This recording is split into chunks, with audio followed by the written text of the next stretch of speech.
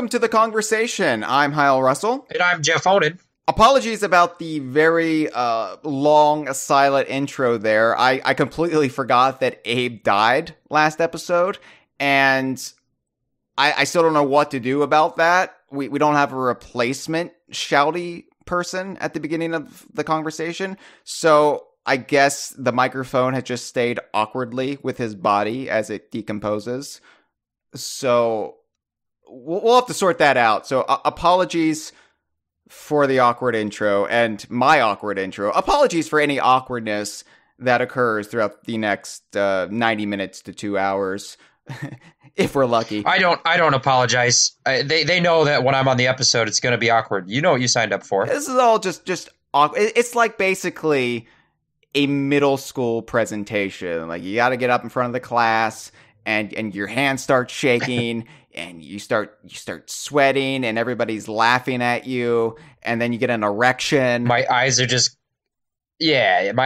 glued to my little note cards. I'm not even looking around the room. And you're hoping that there is a podium to rest your note cards or paper on, because otherwise they'll be trembling, and then everybody will be laughing harder, and then you'll be shoved in a locker. God, junior high is the worst. Well, no, it's not the worst. I guess Guantanamo Bay is worse than junior high. I'm just saying, junior high is a pretty miserable experience. Thank God I had Donkey Kong Country 2 to get me through it.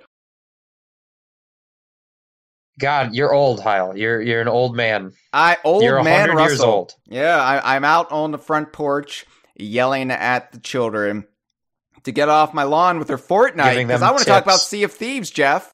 All right, yeah, let's do that. Well, okay, let's get to some due diligence first, because I am old, and I have to make sure that everybody is taking care of themselves. Like when my grandmother asked me if I had accepted Jesus Christ as my Lord and Savior, and I told her yes, just so she would be able to die peacefully. She hasn't died. She hasn't died yet, although she might be dead by the time this episode goes out. I don't know. You never know with these things. I don't want to jinx it. I don't want to jungle hijinks it, Jeff. So let's get moving here. Please support DK Vine on Patreon at dkvine.com/Patreon. Seriously, it keeps the site running, and it allows us to fund all sorts of ridiculous excursions like our E3 coverage. Yes, DK Vine will be back at E3 this June. We'll be there the entire week, providing you the exclusive, hard-hitting, maybe? I don't know. We'll be hitting something, probably the bar, but we will be providing you nonstop Donkey Kong Universe, rare, and Platonic coverage while we're out there. Other sites, the big boys, the Iggins, they only provide you with cursory glances, because they have to cover everything. We cover exactly what you want, which is nonstop DKU. So DK Vine at E3. And Sea of Thieves, too. Well, we'll get into that. Hopefully, we're going to cross that bridge soon, but that'll be at the end of the... We'll talk about it at the end of the episode, Jeff. I don't want to get ahead of ourselves, because if we talk about it now, then we have to end the episode now, and then that'll be just an absurdly short conversation. It's not even a mini, Jeff. It's not even a mini. I should know. I'm on most of the minis, so we can't have that. But yeah, anyway, so we'll be out there, and Jeff, I think it's safe to say we can go ahead and announce that you will be out there with us this year. I will. For my first time, I'm going to be just bright, doe-eyed, excited child in a candy store or whatever the analogy is. I'm going to try to be useful as well. That's good. Yeah. So. Yeah. You'll be like a farm animal out there for us. You'll be pulling our carts, and you'll be providing us milk, and we'll shave you and make nice woolen sweaters. So you'll be very useful for us out at E3, Jeff. I'm looking forward to it. I'm looking forward to having you out there. It'll be a lot of fun. Yeah, we still have to make all sorts of arrangements, of course, but we know you're definitely going to come. So it'll be my first time at E3, my first time in the state of California, my first time flying in a airplane since 9/11. before 9/11. Sorry. Since 9/11. Yeah. On 9/11 when they took my plane, I was like, all right, well, I'm never flying again. And now I'm breaking my promise. So here we go. Yeah, flying is perfectly safe unless you crash. So, yeah, it'll be fun. It'll be a good time. I'm looking forward to it. It's an exhilarating week. For those of you who have never been, E3 is probably a lot more enjoyable when you're watching it from home. But when you're actually out there, it's just a nonstop adrenaline drive. And it's really nothing else like that. And I hope I will be able to capture some of that experience for you at home, because we want to take you along with us to E3. That's the goal of our coverage. And so the Patreon funds really do help there. So thank you to all of our patrons, current and future. And while we're at it, don't forget to follow, like, and subscribe, whatever, DK Vine on Facebook and Twitter. DKVine.com/Facebook, DKVine.com/Twitter. Or you can switch those around. Have Facebook and Twitter be the .coms, and then DK Vine be after the /. It works just the same. But daily updates. That's pretty nifty. Daily updates on those. We're on there every day. I'm on there every day because it's me primarily who does it. And when I say primarily, I mean definitely just usually me, always me. But especially E3 time, you'll get lots of fun little updates throughout the day on those. But throughout the year too, you get content. DKU content every day. Who could ask for more? Unless you're starving, and then you'll probably want to ask for food. DKVine.com/Facebook or /Twitter. Also, we're on YouTube at DKVine.com/BooTube.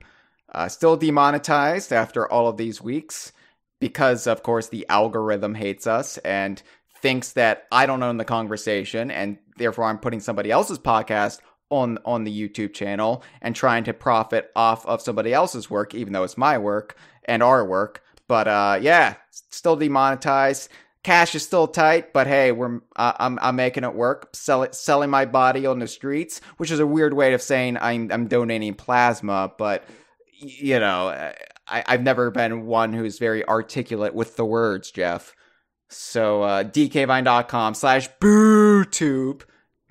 Well, also, don't forget the DK Vine forum. Never been a better time to join at DKVine.com/forum. It's a message board for like-minded weirdos.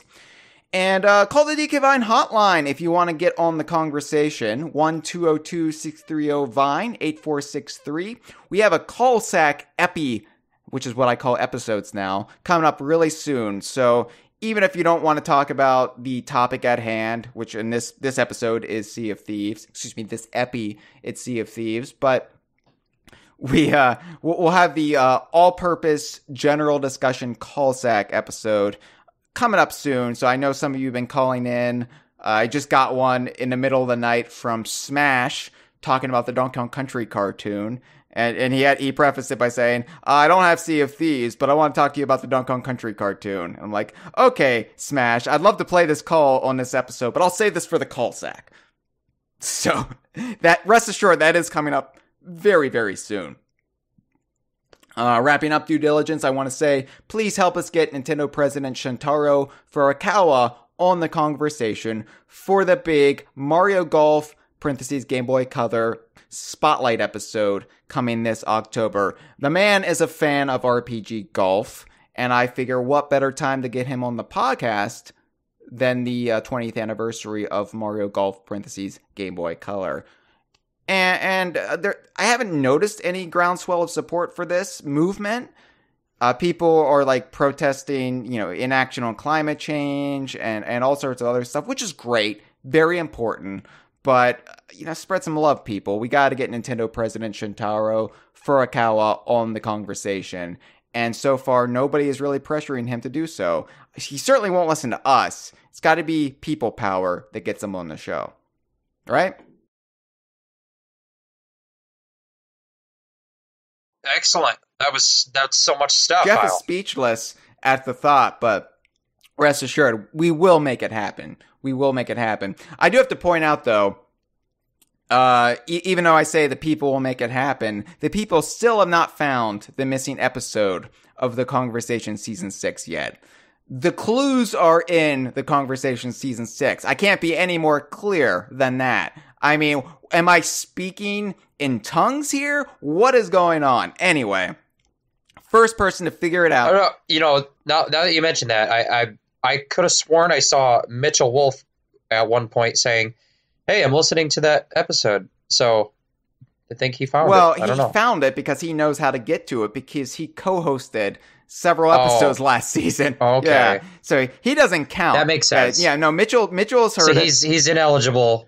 Mitchell has heard it. Josh Wallen from Off of the Geek Critique has heard it. But nobody's found it yet, so nobody legitimate has found it. Yes, I'm saying they're illegitimate. But anyway, They're first person to figure out where it is listeners. and link us at Twitter, at DK Vine on Twitter, shows us the link, shows us the proof they found it. They get an autographed copy of Sea of Thieves #1, the comic book. Not like the game or anything. The comic book.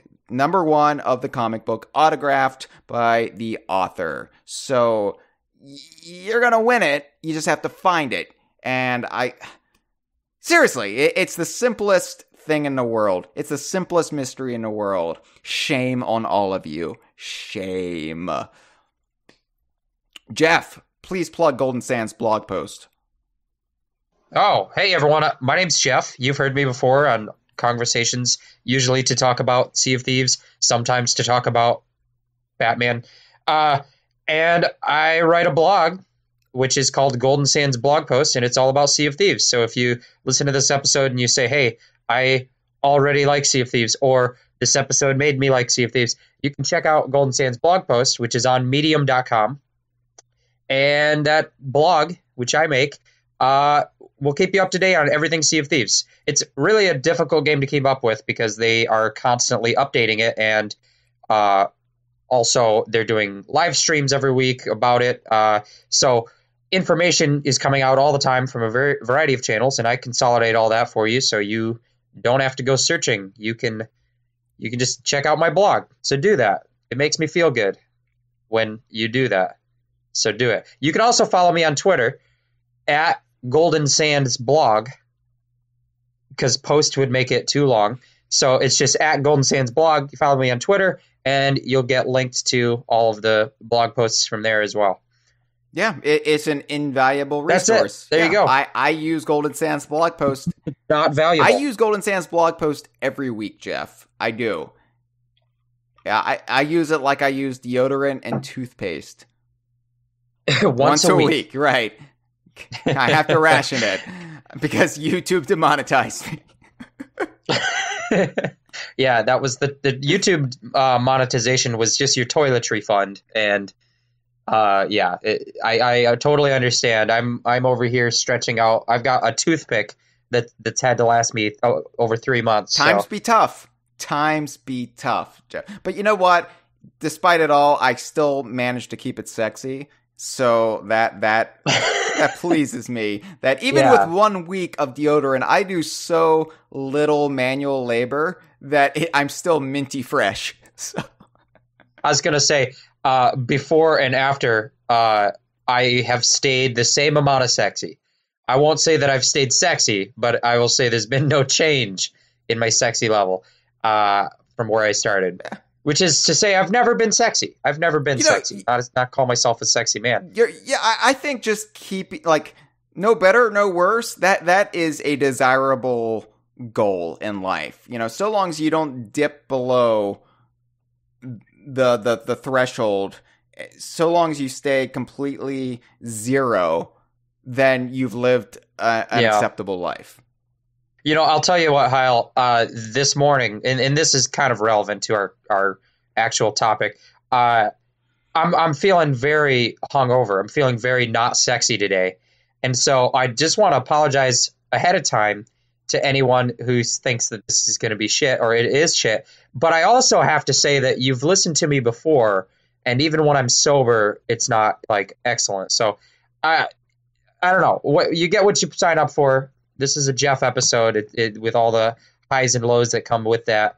But if I have to stop and vomit or anything like that, I'll make sure that the mic can pick it up. Yeah, well, it's just an homage to Conker's Bad Fur Day. So for all of the people who are complaining, well, Sea of Thieves is not part of the Donkey Kong universe yet by DK Vine logic, you can just say, well, but at least they're paying tribute to Conker throughout this episode by Jeff's awful hangover. So really, this is the bone we're throwing to all of these sticklers out there who are saying, tisk, tisk, but this episode should not exist in the Kongversation lineage.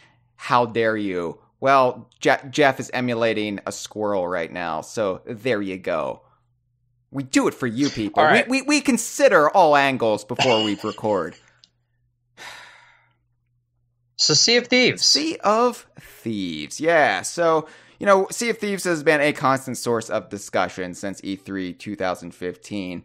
But it's also been something we've had to defend for the better part of the last year, because when Sea of Thieves launched on March 20th of last year, just celebrated its 1-year anniversary, which is why we're doing this episode now, a lot of people were making comparisons to No Man's Sky.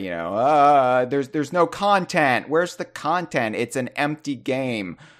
And the thing is, and the thing I was trying to argue when the game came out, was that the template was so good, and it was clearly not the final product. The game was going to be built upon as time went on. And the game has grown leaps and bounds over the last year, but specifically since late last year into next month. And so that will be the topic of discussion on this episode. They've been steadily adding new bits throughout the big events and through the smaller Build Rat adventures throughout all of last year. Like they added the cursed cannonballs, like the Venom Ball and the Thunderball or whatever. I don't, the balls, Jeff. They added the balls and stuff like that, but relatively minor. The focus has always been really, I think, more so on the big events themselves, especially when they roll one of those out. So, for example, the Hungering Deep, that was great. I love the Hungering Deep. But, really they only added a speaking trumpet and a drum and the concept of the Megalodon. The main focus was really on the story-driven battle there, and then the story of Merrick and everything. And so while that was my favorite event as far as events go, it probably had the least significance for the day-to-day game life of Sea of Thieves. And, other events that personally to me felt a bit weaker than Hungering Deep also added more to the game, like Forsaken Shores and its new region, the Devil's Roar, the volcano region in the game, and also added the cargo runs, which added an entirely new gameplay element. But, it's been drips and drabs over those events. And then Shrouded Spoils hit last November, late November, I think November 28th, was that when it came out? I'm gonna say yes. Okay. I don't think anyone will fact check us. No, so. I like that. Just, I just pull a figure out of my ass, and everybody just is too lazy to fact check it, and then I'm always right. And really, that's the way I want to live life. It's great. Yes, Shrouded Spoils was the fourth quote-unquote event that came last November, but they call them major, quote-unquote, major content updates is what they do. I like event better, but sure. We'll try to use their terminology for this. Shrouded Spoils, though, came with the least amount of fanfare out of all of the first four major content updates, because it was really just, there's no story component for it. It was there to provide and introduce a bunch of new features and gameplay improvements, quality of life improvements, if you will, throughout the event. I mean, I say the event, but it's really just okay, Shrouded Spoils is here, but it never really ended because there was no story component. It was just, you know. Yeah, so in the game, they've got teams that are working on adding things to the game, and most of the previous events up to that point, they would come up with all this stuff they're going to add to the game, and then they would kind of tack on a story adventure, so to speak, a story, some manner of fanfare to explain how that event or how that new content comes into the world of Sea of Thieves. Yeah. And so Hyle and I kind of differ on this. Hyle places a ton of value on that story element of when he considers a content update, whether it was good, whether it was bad. He's more concerned with, was the limited time story surrounding that event good or bad? And then for me, I'm very interested in the details of every little change that it makes to the gameplay, what it adds to the game world, more of a gameplay focused, way of evaluating the quality on that. So we're a little different the way we analyze these content updates, but I'm a little bit country. You're a little bit rock and roll. I'm a little bit synth pop or something. Okay. Well, I'm sorry, Jeff, but I've been an insomniac since I was a teenager. So I want Rare to tell me a story because it's the only way I can get to sleep at night. That's fair. So Shrouded Spoils, like you said, it doesn't actually have any story. There is some, there is still logic to how new things came into the world. Like they've specifically said, the skeletons built up their fleets of ships, and that's why the ships are now roaming the world, and they go island to island gathering supplies to fill up all the forts, which they've opened up all the forts. So that's because the skeletons have gone and captured all these forts. The megalodons have risen from the water because of the climate changes that were brought on by the Forsaken Shores, Devil's Roar region. There's the new fog effects that can happen, and that is also a climate effect of the Devil's Roar volcanoes. So there's logic behind everything. Yeah, I do like how it's not just there's an update to the game and it's just a retcon. This is the way it was always supposed to be. Ignore everything you've seen in the game prior to that point. There's usually some sort of logic behind it. So your past experiences are still canonical. It's just now this is permanently changed in the game world. So it's never going to be like that again. Right.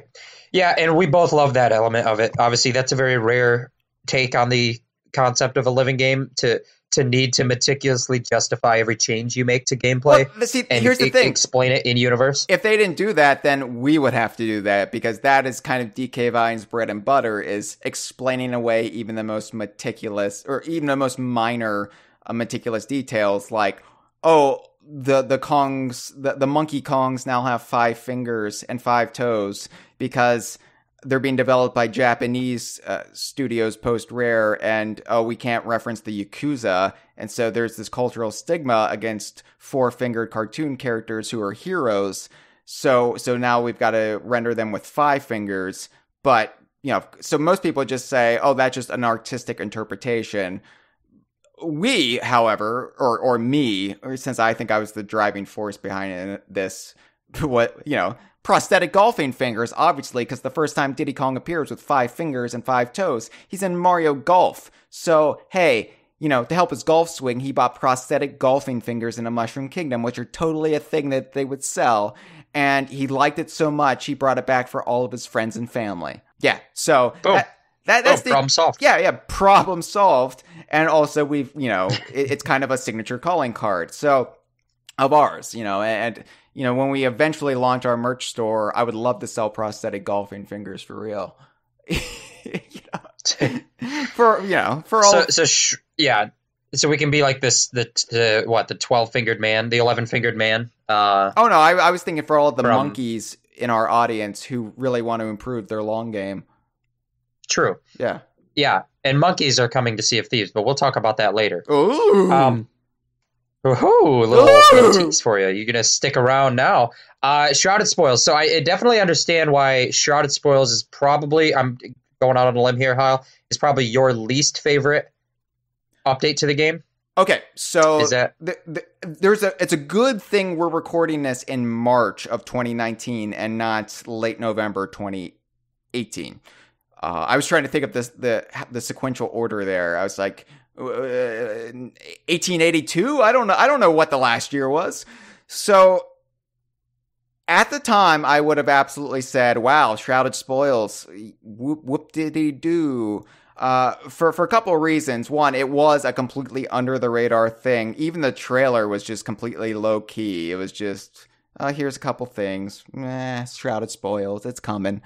You know, hey, ship and fog here. Hey, Megalodons. Remember that? But stripped of any context, it was just a completely flaccid trailer. I mean, it's a great trailer, but also completely unable to maintain an erection, much like we were able to involuntarily during middle school presentations. But I think also because it coincided right around the beginning of the holiday madness, I always get very, very stressed during the holidays because it seems like I have a bunch of stuff to do. And so already I'm going to be kind of distracted. It's kind of like me right up before E3. It's like the 6-month crunch. No relation to the Diddy Kong Racing character, who also got prosthetic golfing fingers in Diddy Kong Racing DS, by the way.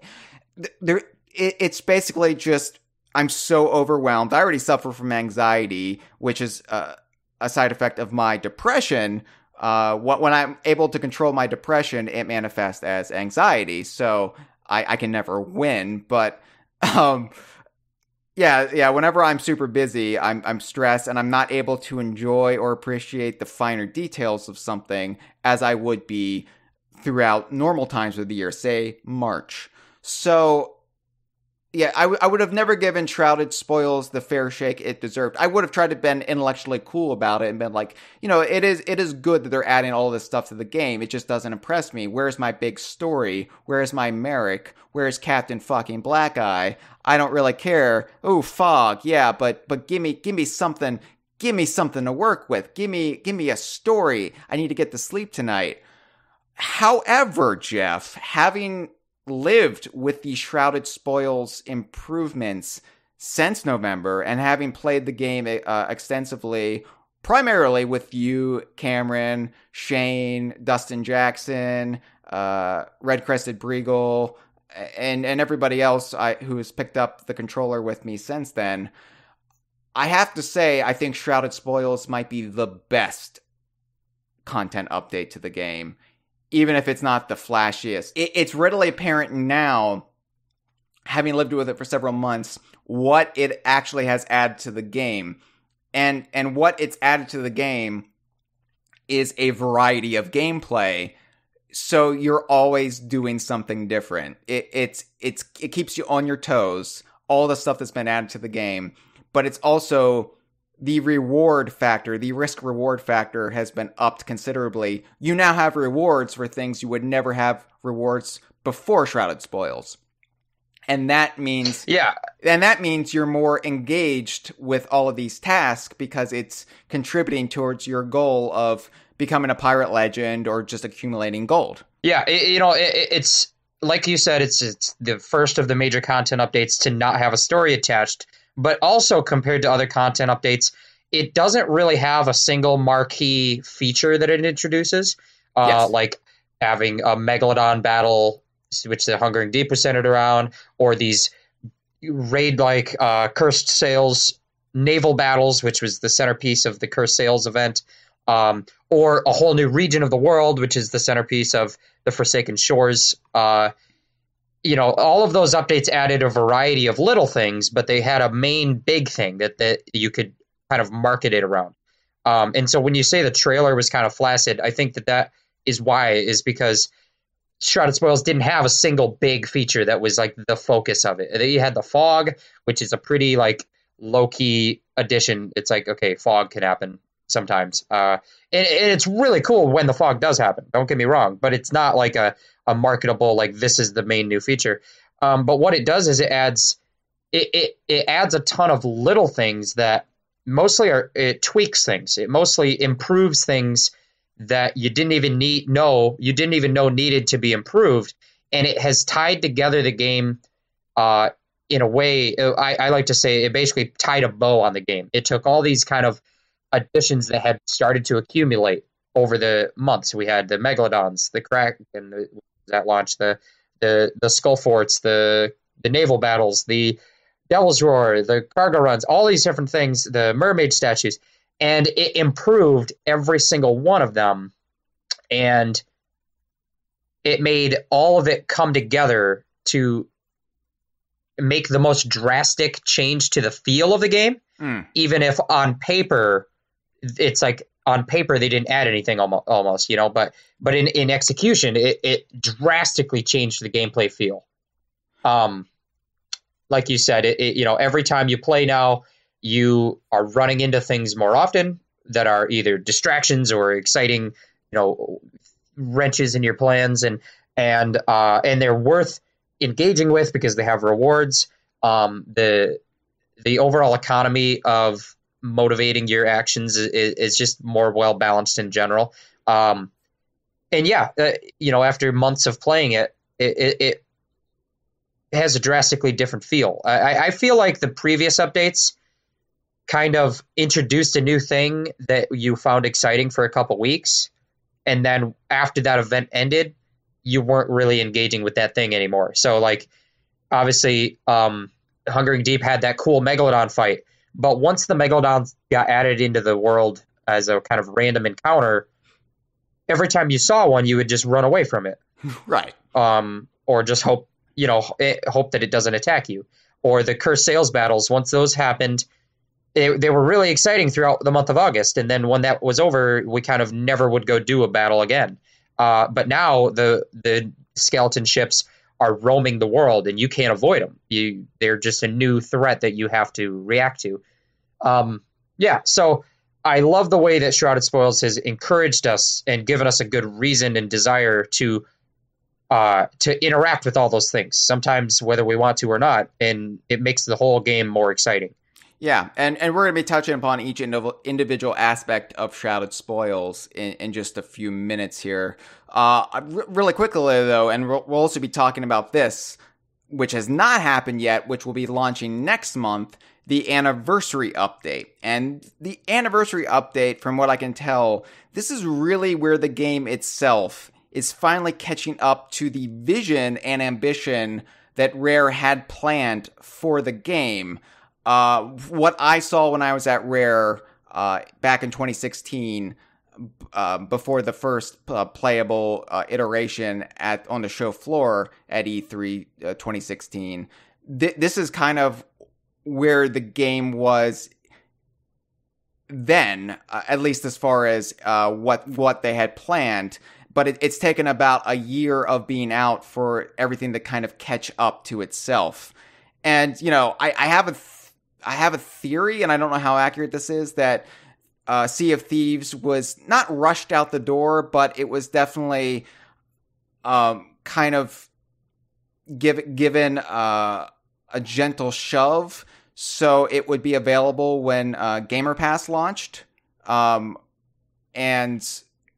I feel like they had to make some concessions about what and would not be in the launch product. And so what we're seeing now is finally their vision catching up to where they wanted the game to be a year ago. I might be off base there, but... well, kind of my theory there, and again, this is just our speculation, but from some of the conversations and things that have read and seen the developers discussing the game, I kind of get the impression that they had a lot of ambition, a lot of things they wanted to do, but there was a overarching kind of mentality, maybe in management or maybe coming from Microsoft or whatever, that the launch state of the game needs to be the most solid foundation that it can be. So as much as you have these great ideas for other features, you need to just keep hammering away at the foundation and focus on making that good, so that you have that solid foundation to grow upon. And obviously the idea of a living game is something, a living game, which that's a game that grows with the community and updates regularly. And so the game never goes back to the way it was before. It's constantly changing. Rare's never done a game like that. And Microsoft really hasn't done a game like that. And so I think that they wanted to test the concept and proof of concept that they can do that. And so to do that, they really focused in on making the launch game, not to make it barren, but to make it focused on those foundational features and aspects. So yeah, but here we are now, and anniversary update coming soon. And that is really where the heart of what Rare wanted to do is finally coming to fruition. Yeah. Jeff, will you allow a Beatles analogy? I will allow it. Okay, good, because I'm going to do a Paul McCartney and Wings analogy instead. I'm going to mix it up a bit. Yes, I'm so excited. I wanted that. All right. So here's my opinion on Sea of Thieves progression. Sea of Thieves at launch was like the debut Wings album, Wildlife. It was very easily dismissed by those who refused to look beyond the surface.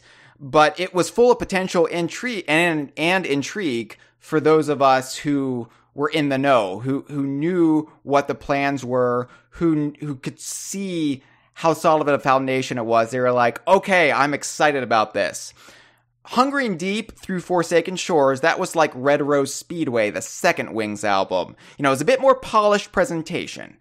And now with Shrouded Spoils and the anniversary update, we're at Band on the Run. Like full on, like this is it. This is a classic album right here. And it's exciting because you got Band on the Run, you got Jet, you got Mrs. Vanderbilt, you got Mamunia. On the American version, you got Hell and Wheels. So exciting times. 1985? 1985? Yeah, right. Yeah. I like that song. I was like, oh, he left out that song. I love that song. Well, all right. I mean, when I'm going to be talking about Band on the Run, I associate like Band on the Run with the notion of escape. Like it's an album that's very much about like retreating from civilization and escaping into wilderness. Band on the Run, Jet has some of that, but Mrs. Vanderbilt, it's all about like living in the jungle. Mamunia is about who cares if it's raining, embrace it. Strip off your raincoat, plastic area, let it run down your back. Yeah, so you plastic Mac. I learned in middle school that Mac is a British word for raincoat. And then in the Coming Up music video from 1980, I learned it because they say Mac in the song Penny Lane, right? Yeah. The banker never wears a Mac. Silly banker. And then I don't know if you ever noticed this, Jeff, but in the Coming Up music video from 1980, where the band is comprised entirely of Paul McCartney's and some Linda, the band name on the drum skin is the Plastic Macs, which is both a clever pun, but also a reference to the Plastic Ono Band, which is what John and Yoko called their group post Beatles. It's a really clever pun. It's a double pun. Yeah. It's double triple pun really, because Mac is like McCartney. Oops, all tangents. All right, so should we go over what the Shrouded Spoils added specifically? Yeah. Yeah, we can do that. Let's do that. Yeah. All right. We already mentioned the fog. Let's mention the fog a bit more, Jeff, because I feel like the fog, you say like it didn't have Shrouded Spoils didn't have a big hook, like, volcano region. Essentially, the fog was the hook of Shrouded Spoils. It's essentially in the name itself. So the fog is obviously it's fog. It's fog rolls in. You can see it rolling in, and then it makes visibility extremely terrible when you're through it. It's something we kind of dread when we're playing the game. It's like, oh no, fog. And I think I've had some bad experiences in the fog. Cameron and I have had some bad experiences in the fog, considering we were waiting in a rowboat for an hour in the fog, waiting for you and was it Shane or Dustin that time. I feel like that might have been Dustin and I. Yeah, And from Mark 1, it was a bad plan, it but we've was. learned from it. It was basically our ship sunk, but we had a rowboat. So Hyle and Cameron loaded up all the treasure in the rowboat, and we said, well, we'll come find you guys and we'll pick you up and we'll have the treasure. How exciting is that? The problem is that finding a rowboat in the ocean is like finding a needle in a haystack, and doing it in the fog is like doing it blindfolded. Yes. So we wasted a lot of time, and we eventually, I don't think we got the treasure. No, and Cameron was quite salty about it. It's so funny. Cameron is the most mild-mannered guy you could ever meet. He's essentially our Starfleet crew. He would be Spock, but Sea of Thieves can really push his buttons in ways I didn't think were possible. and he can get very, very angry in that game at other players usually, because I think our ship sunk because we were attacked by That was the Scots Tots. Scots Tots, which is what we dubbed a bunch of Scottish children who attacked us. So they killed us twice, and They did. it was an embarrassing affair. yeah, it was. Yeah. The fact we that all children screamed can at massacre them, us and in the it was- game so easily. And I feel better when they massacre you, Jeff, because you're better at the game than I am. I mean, you're better. You're more skilled at combat, I should say, because everybody plays the game differently. Everybody has things that they're good at. I am terrible at hand-to-hand combat. Like when I actually kill somebody in the game, I do a little victory dance, and what that usually means is then their crew member will kill me because I'm not paying attention. Because in my rush of euphoria, I completely forget that we're in the middle of battle still. So they added the fog. They added the fog, and as much as you've described it as a major inconvenience, it is actually an excellent feature, even if it's something you don't want to happen to you. Because it adds a very eerie kind of environmental effect that, like, there's a different. You have the fog roll in and you can't see anything really. But there's a gameplay reason where if you have someone go up in the crow's nest of your ship, they can see above the fog and kind of help you navigate. So it forces you to kind of communicate and so that you can sail safely. Yeah. And that's a cool little dynamic. But also, it's got this eerie music that plays and just the effect of the way everything looks as it kind of as you approach an island and it comes out of the fog, or you can see, a landmass appearing out of the fog. It's a really cool effect that often just screws us because we ram headfirst into shore without seeing what's coming. You mentioned the music, and I'm getting increasingly convinced that Sea of Thieves is just an elaborate way for Robin Beanland and his team to scare the shit out of us. Because like so much of the music in Sea of Thieves is just eerie and kind of discordant and just it reminds me of some of the more ambient music in the original Donkey Kong Country, provided by Eveline Fisher, just like the mines and the just very, very subtle effects. But especially when you're sailing by yourself, like it's gotten to the point where I absolutely kind of don't like sailing on a sloop by myself because I get creeped out by it. Yeah, I think Cameron has given the best analogy for that. Is that when you're playing with friends, it's this excellent like social party game kind of, and when you're playing solo, the game is still fun, but it becomes like a survival horror game. Yeah, it's a totally different tone to it when you're alone. Yeah, and it's funny because my wife like loves the game, but none of her friends have it, and like we can't really sail together unless like I hop on like Windows 10 or something. But like she kind of just prefers to go it by herself on a sloop. But there are times when she just has to like nope right out of it because it just gets to be too fucking much. And I'm completely with her. Like there are times when I'm playing the game by myself and I'm just like, I can't do this right now. It's nighttime outside. I'm getting anxious. My dog is reading my anxiety and she's starting to tremble. And it's just like, no, this is bad juju right here. This is a bad mumbo jumbo totem pole. We got to stop. I'm gonna put on like Queer Eye or something that'll put me in a good mood. So the fog. That's one thing. Yeah. We're done. What else? Well, Jeff. What else? Indeed, we've got. Let's talk about the tweaks. The tweaks to the elements that were already in the game, but now have been made so much more robust. And that is. We'll start with the Kraken. The Kraken tweak. So the Kraken, let's go back a bit. The Kraken was teased in the game from the very first trailer at E3 2015. And I think they probably felt like because of that, they had to deliver that in the game as it launched on March 20th of last year. But I don't think they were entirely happy with how basic the Kraken battle was. It wasn't like this necessarily this fearsome encounter like most people would have envisioned when it was first alluded to. It was cool, but it was also just you're fighting a bunch of tentacles. That the ink gets black, or the water gets inky and turns black.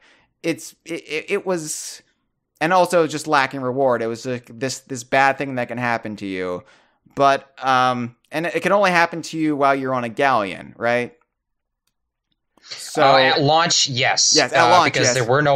There were no brigantines in the game then, so there were only 2 ship sizes, and it could not happen to you if you were on a sloop. Right. So, and of course, when the brigantine was put in the game, Krakens could attack it, although they would, occasionally take the Kraken out because it wouldn't quite work with some things that were going on at the time with events or whatever. So like the Kraken would come and go and it would just be like, oh, Kraken, right? And you get an Xbox Live achievement for beating it, but that was really it. It wasn't really any reason to do it more than once. If you got a Kraken, you try to get away from it. So they've amplified the Kraken battle a great deal, and it's a much more fearsome and worrisome event now, especially if you're on a galleon. So it can now attack a sloop as well. It can. But the difficulty of the encounter is scaled to the number of players in your crew. So if you're on a galleon, it's a much more difficult fight than if you're alone on a sloop. Which and each tentacle that you kill will drop treasure.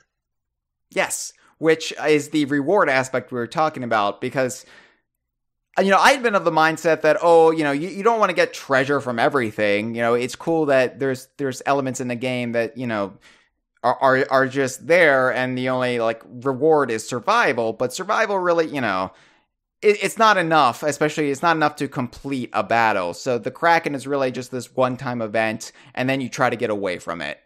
And then you're never seeing these Kraken battles to completion. But now, there is a reason to do it. And I have to admit, I was wrong. It does pay to have a reward like treasure attached to everything in the game. So the Kraken, though, the other week we were playing and we got Krakened, because it's now a verb.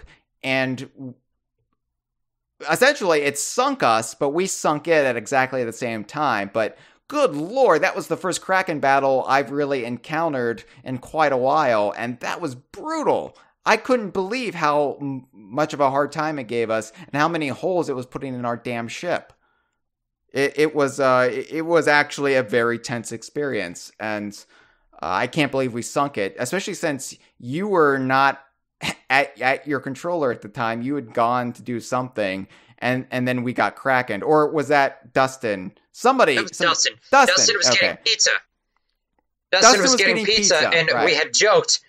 We had joked about how many things we'd encountered that night. It's like, oh wow, we've been attacked by everything except the Kraken. And I said, yeah, well, just wait. The Kraken will attack us as soon as Dustin leaves to get his pizza. And then exactly that is what happened. Right. So, yeah, I do But like the Kraken battle a great more. you can see how it would have been more manageable if we had all four of us, though. That being said, it was still very intense. Yeah. Yeah. And so, yeah, the Krakens have been tweaked and that they can attack anybody now, including sloops. Although that encounter is kind of nerfed a bit just for, because it wouldn't be fair if you're the only person on your ship and you got Kraken and you have to deal with all of the elements that goes into a galleon Kraken battle. So, because it would just be an instant KO. It would be an instant death. So, instant sinking. So, yeah, it is good. I've not encountered a Kraken on a sloop yet because I've not played on a sloop in probably half a year. Probably since Cursed Sails, which required to do the battle on a sloop.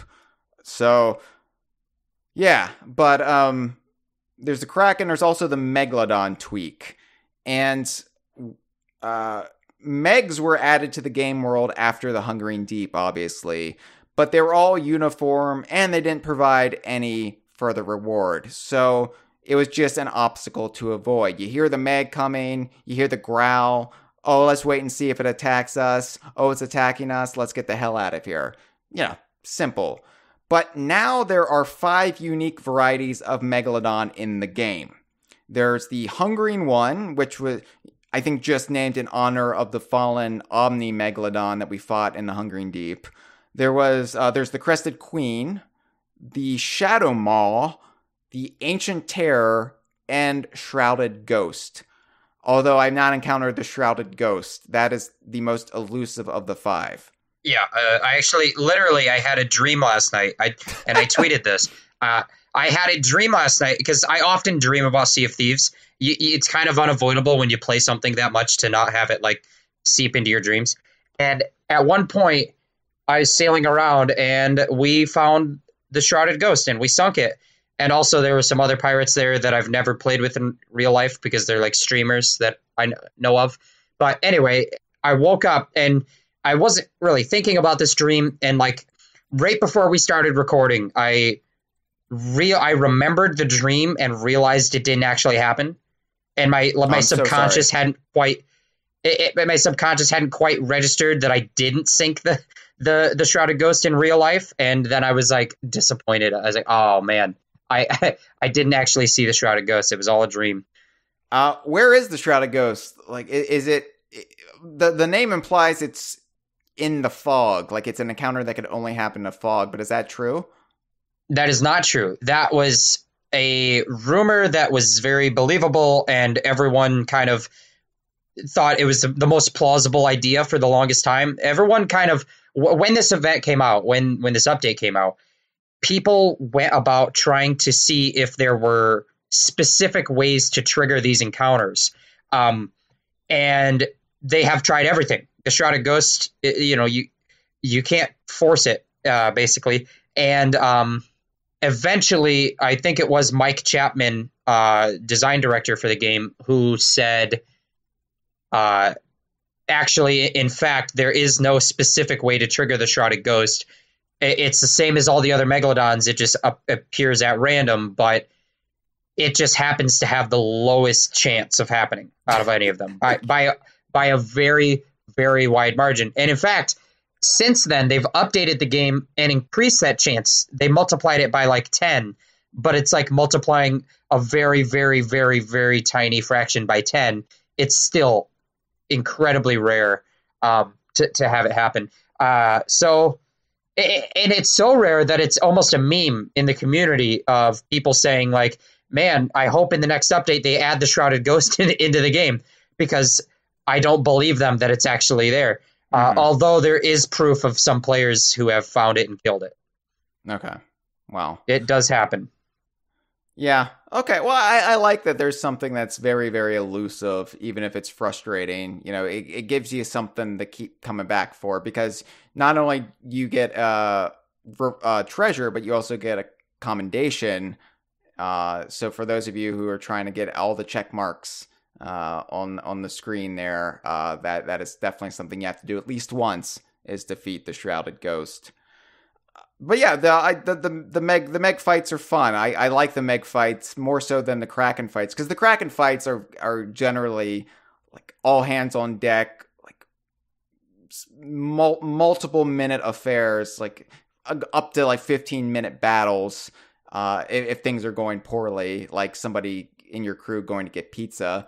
But the Megalodon fights are more straightforward, and maybe it's my residual love for the Hungering Deep. So, like, whenever there's a Meg fight, I'm just like, oh, yeah, here we go.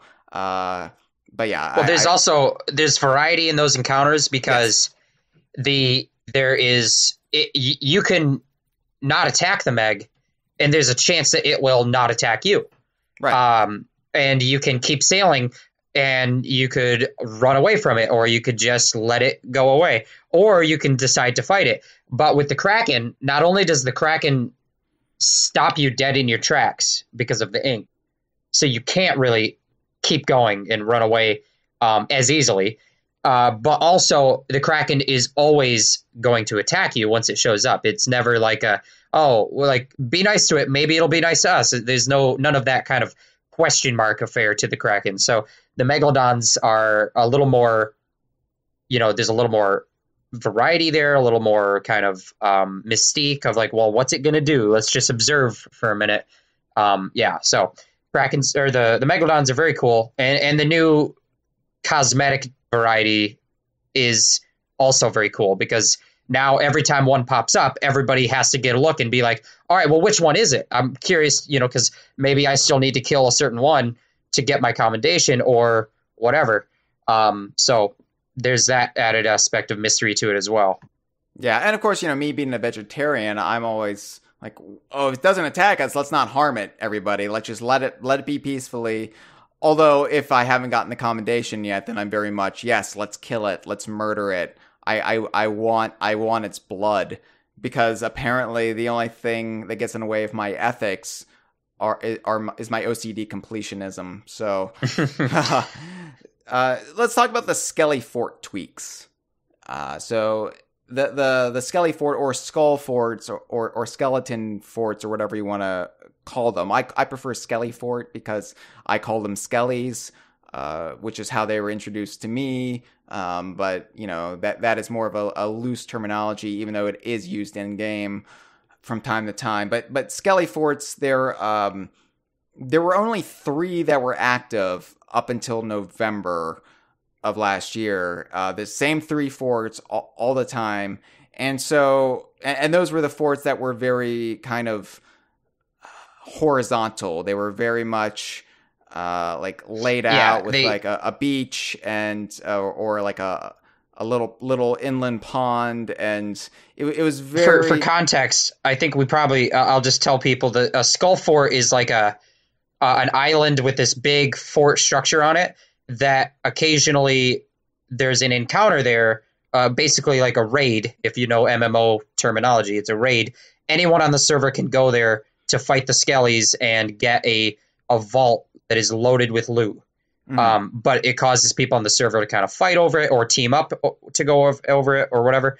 But yeah, at launch, there were 9 of these locations on the map, but only 3 of them would ever actually host a battle.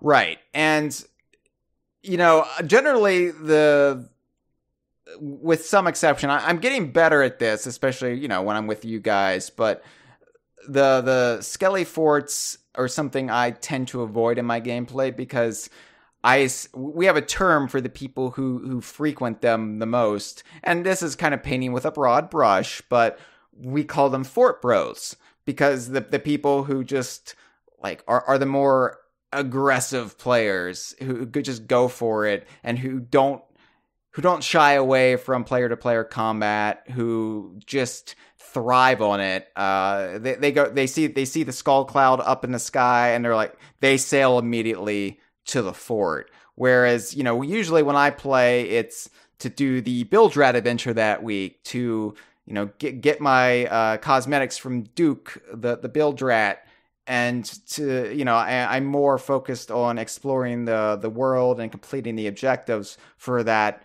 event versus, oh, there's a skull fort in the sky, I want to go wreck somebody's day. But they're fun to play when you get in the right mindset, which we did the other week. We just got into the spirit of being fort bros, and it was a lot of fun to just go for it and be that kind of quote unquote dickhead. And but yet you have to wake up on the right side of the bed or the wrong side of the bed that morning to really go for it. But yeah, now all 9 are active on the map. And that's a great deal more variety, especially because the 6 that were never active before this have some very confounding layouts. Yeah, I think, and that is the reason that they weren't active previously was, the team. It takes a lot of work for the team to code the pathing for the skeletons to make sure that they're not getting hung up on rocks or walls and stuff, and actually able to fight the player without getting stuck in the geometry of the world.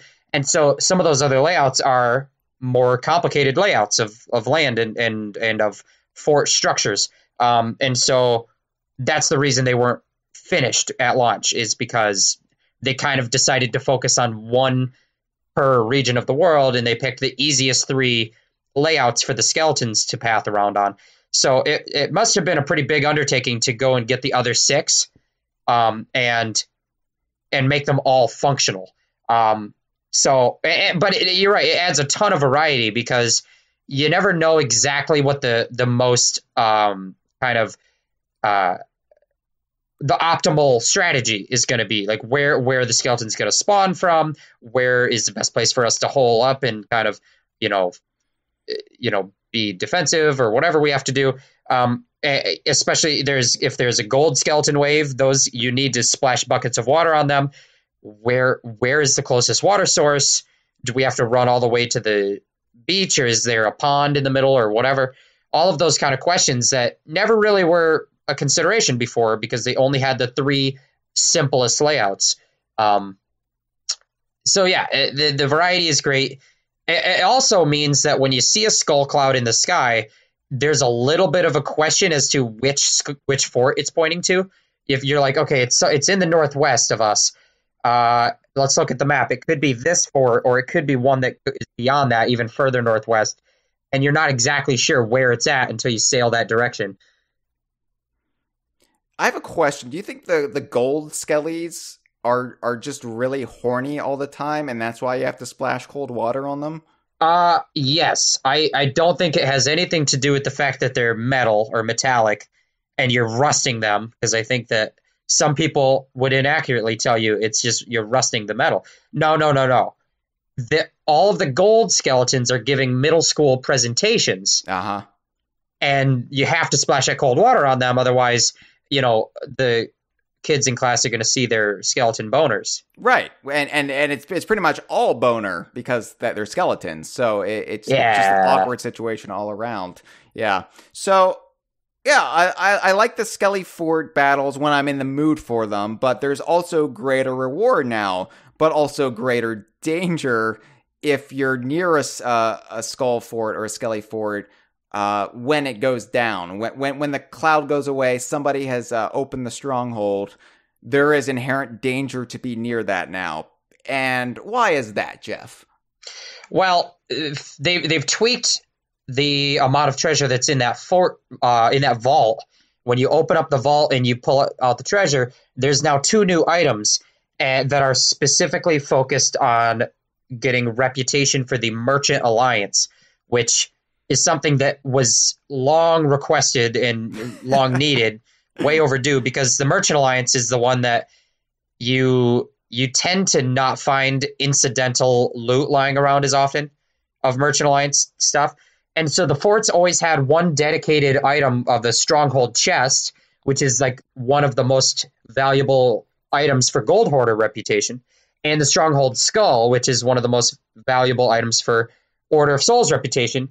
And then there was no dedicated merchant item in there. You would just have the luck of the draw on some of the less valuable items. But now they've added a crate of ancient bone dust, basically skeleton bone dust, that is the equivalent of a Stronghold item for the Merchant Alliance, but also the Stronghold Gunpowder Barrel, which is an incredibly valuable item to sell for Merchant Alliance reputation. It's usually close to around 5,000 gold, and also a big boost of reputation. But more importantly than that, the Stronghold Gunpowder Barrel is a gunpowder barrel that can explode, and it happens to be 3 times bigger of an explosion than your average gunpowder barrel. Yeah, for an example of what it looks like, look at this episode's YouTube or SoundCloud artwork, because that is an example of a Stronghold gunpowder barrel in action, and you can imagine what that does to a ship. Yeah, it's basically a ship killer. I mean, if you put one of those in the hull of a ship and blow it up, you're going to get at least 9 holes in the ship, which you'll fill with water so fast there's no saving that. But also, interestingly, is that whenever people have gunpowder on their ship, the safest place to put it has been usually to put it in the crow's nest of the ship. Right. Because if it blows up in the crow's nest, up to this point, up to now, blowing it up in the crow's nest is not going to damage the hull of your ship. It's just going to give you an easy defeat for the first boss of Donkey Kong Country 2. Yes, exactly. But with the Stronghold gunpowder barrel, the explosion's radius is so big that even if you put it in the crow's nest of a ship, it's still going to damage your hull at least a little bit, which is a huge change to tactics, because what happens is it introduces this really cool risk-reward kind of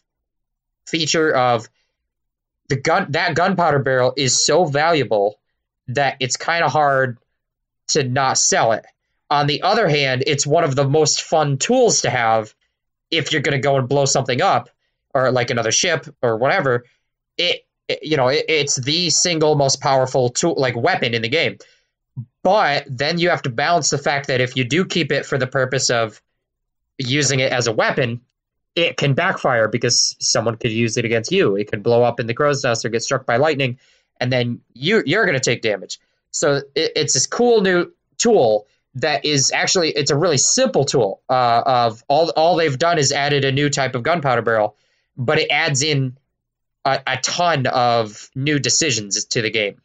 Yeah, and I would think, we should sell it because not only do you get lots of gold, but it's valuable for merchant reputation, which is where I'm still struggling. I think I'm still at level 35 for the Merchant Alliance, while I'm in my 40s for the other two. So it's definitely where everybody kind of straggles more so than the other two guilds. But yeah, but most people use it as a weapon because it's you can't resist. It's like, this big awful instrument of death and destruction, And what's great is that it can only be found in the vault of a fort. Right. So you'll get players who want to have one and use it, and they will go and beat an entire fort just to get that tool, to have it for use later.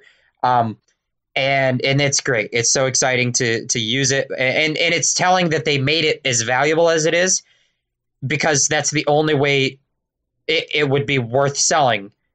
If it was 4,000 gold, I would be like, not worth it. I don't need the gold that much. I want to blow this thing up. When they make it 5,000 gold, now it's kind of like, okay, now I would need to weigh my options, because that's a lot of gold to give up my favorite toy, basically.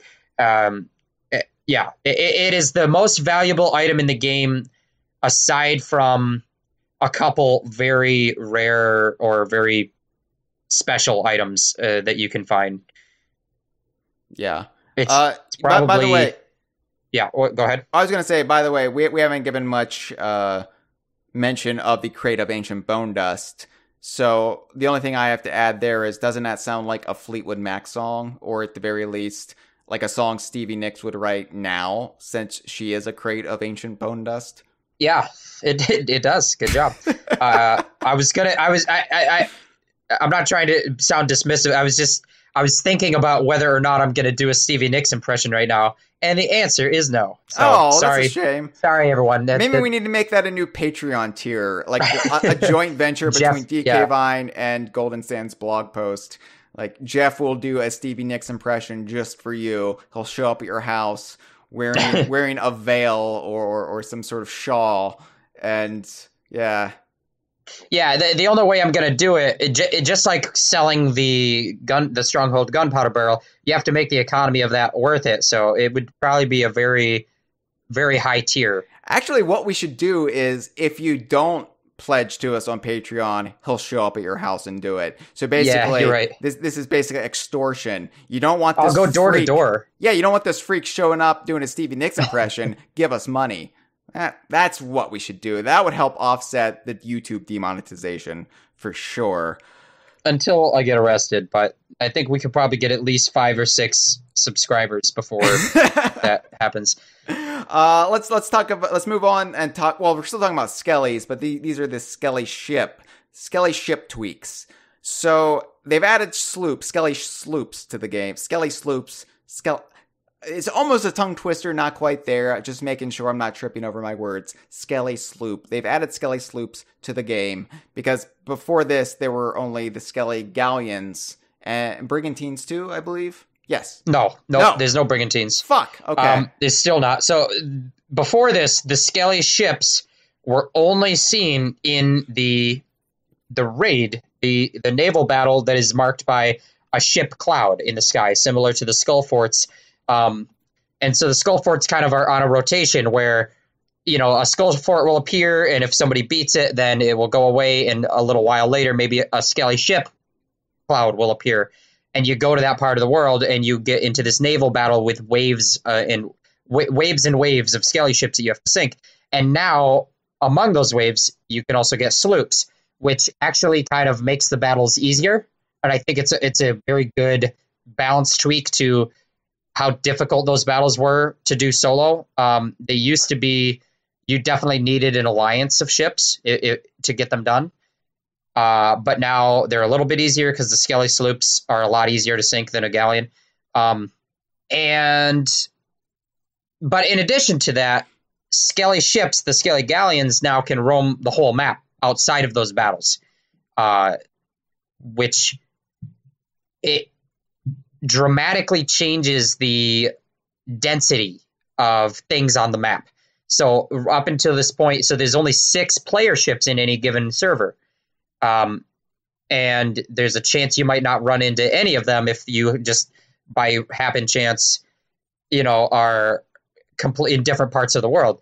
But with skelly ships roaming around, they specifically kind of, the algorithm there is to force more encounters, and you're gonna see them on the horizon. You're gonna have that element of, oh, we need to go to this island over here. Let's look around the horizon. Are there any ships? Now, there's more ships on the horizon because some of them are skelly ships, and those are going to impact the way you play. Yeah, and I love the skelly ship battles. Like, I think they're still one of the most fun aspects in the game, especially like as far as hazards go.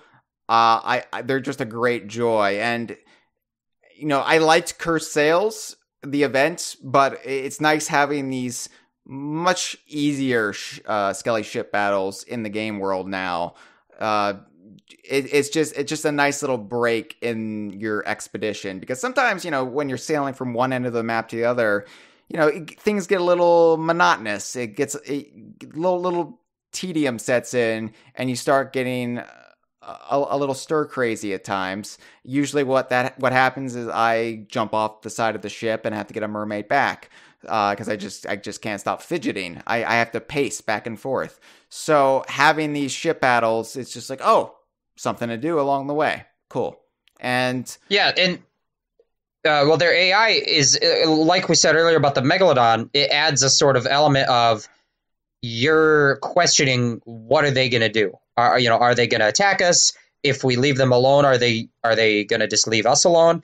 So there's kind of 3 different sort of AI, patterns. They either are sailing from island to island, kind of minding their own business, and they won't become aggressive to you unless you attack first or get kind of in their way.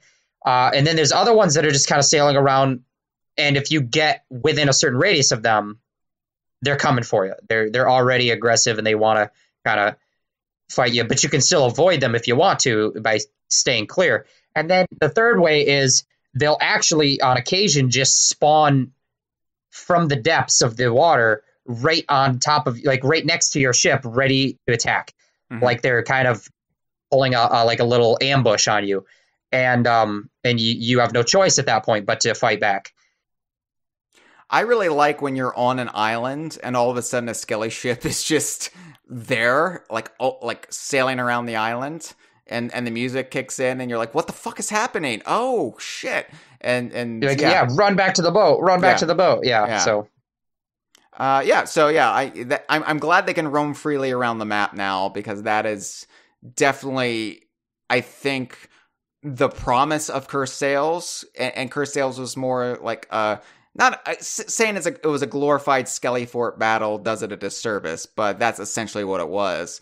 It was very similar to the Hungering Deep in that you have to go to these specific coordinates on the map to activate the battle, where this is very much kind of what the trailer promised, where it's the E3 teaser trailer promised, which is skelly ships are on the sea, and now you've got this extra danger to contend with. And again, it flies in the face of, especially I think what Mike Chapman was really advocating for before the game came out, that every encounter on the sea is going to be another actual human player in the real world interacting with you. But I don't think it does a disservice to that in any regard. I think what it does is it makes the game more varied and interesting, and it still makes player-to-player encounters special.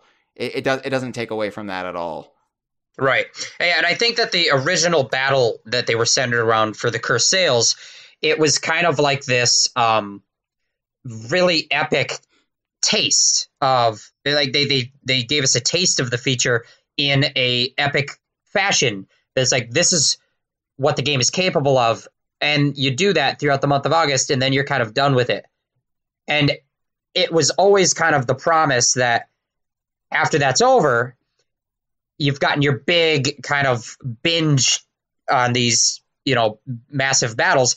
Now they're going to become an element that you encounter all the time, and they didn't. They remained that epic battle that you could choose to engage in, but you never did, because who has the energy for a big epic battle all the time, especially when, since it wasn't an event, other players were not keen to go and join you to do it together, other ships.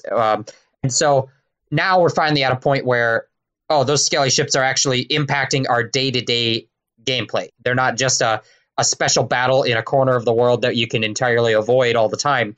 And it's great. It messes with the sort of the risk of the world, the dangers, the tension, all of those things which are very vital to the game's kind of gameplay feel.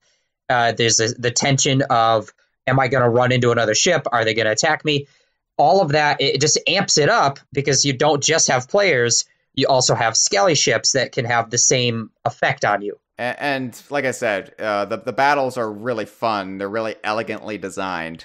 And just things like hopping on their ship and trying to pour water into their hull and making sure they're not doing repairs. It's definitely and it's always engaging. It never feels old, much like how Kraken battles before Shrouded Spoils would feel old over time, or Megalodon battles would feel old over time. Like this is like completely fresh every time, because the experience is always going to differ thanks to the more varied AI and just different strategies and tactics you can employ to sink a skelly ship. All right, well, there's also going down the list here. They brought the mermaid statues back from the drowned curse? The sunken curse. Sunken curse. Okay, I can never remember the terminology here. They brought those back, and they've added a reward to them, because before you just destroyed them, and it got you closer on the checkmark tally for the Bildrad adventure. You have to destroy a certain amount of mermaid statues, but now you actually get a unique reward unique to these mermaid statues, and those are gems. And gems have turned this into one of my favorite things. Like, I'm always ecstatic when we find a mermaid statue, and I'm always very much like, this takes priority. I don't care what we're doing. We've got a mermaid statue right here. Even if it's just the lowest ranked one, which is the sapphire, it's still a joy to find them and get them, because you can sell these gems to any of the three organizations. So you could sell it to the Merchant Alliance and get rep and gold, which definitely helps trying to get to level 50 there with the Merchant Alliance, which again is the hardest one to do for most gamers, I would say. Yeah, it's great. It goes with the theme of Shrouded Spoils, of taking these old features and actually balancing out the motivation, motivating you to actually want to engage with them. And it takes a feature that previously the only reason you would ever engage with it was basically an achievement. So a commendation is like their achievement system built into the lore of the Sea of Thieves. So it's just checking off a checkbox. But once you've completed that, once you've got 100 of them or whatever, you never need to get one again. You don't care about them anymore. But now that they've given you these gems, which are they're valuable, and they're valuable also because you can choose who to sell them to. It gives you that element of like customizing your reward, for what you need. That suddenly makes them go from being something you completely avoid to something you're always excited to see. Yeah. And that's what happens I think that's what Shrouded Spoils has done for every one of these features. And I know that I bring this up on our Stream of Thieves all the time, but it still throws me and confuses me that they've reversed the standard order of rare valuables. So starting with Donkey Kong Country, they established a precedent. Red is always worth the least amount. Green is the middle tier, and blue is the most valuable. And this convention carried forward into the Banjo games as well. As far as like targets and stuff and little mini games, like blue was always worth 3, where red was always worth 1.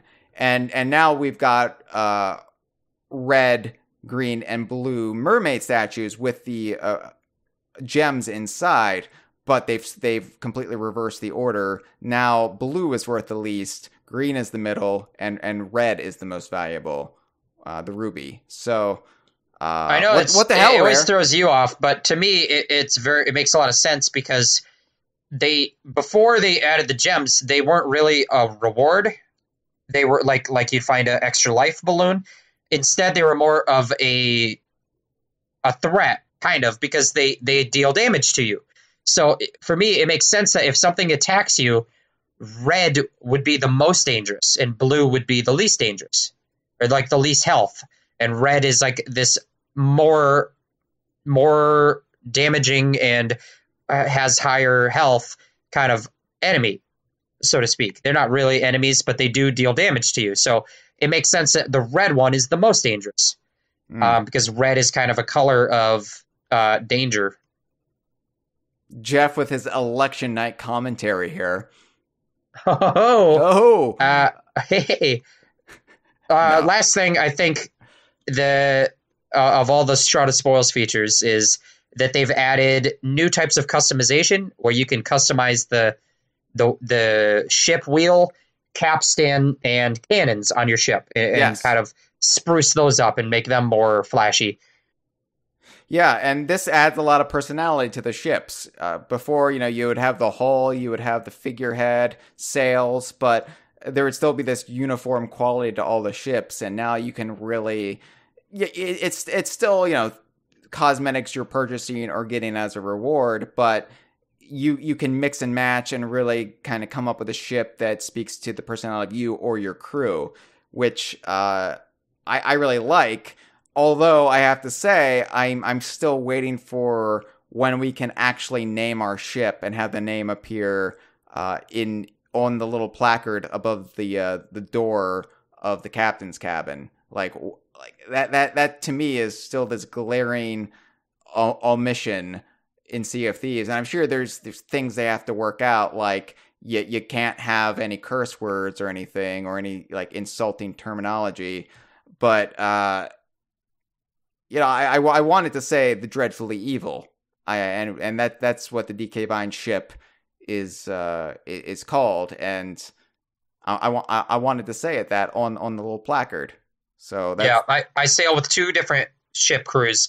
When I sail with DK Vine, obviously we are sailing on the Dreadfully Evil. And then when I sail on my brigantine on Tuesday nights with a different group of friends, we are running on the Miscreant Mallard, which is named after a certain duck character that I used to be good friends with. But anyway, yeah, the Miscreant Mallard, I really want to put that on my boat. That would be great. But, right. That I do believe that's still it's going to come eventually. I 100% think that is on their to-do list. I don't know if that's coming in the anniversary update or if it will be kind of pushed down the road even further to get to it eventually. And this is kind of the theme with a lot of their desires is people will ask them, "Hey, when are you going to do this? When are you going to do this?" And they say, "Don't worry, we already have plans to do that. Unfortunately, we have to prioritize certain things." So obviously, a lot of the big marquee features of the anniversary update are very big, exciting features, and those have been prioritized over the little things like being able to name your ship. Yeah. Yeah, I mean, I was the same way with monkeys, which we'll touch upon here just a moment or two.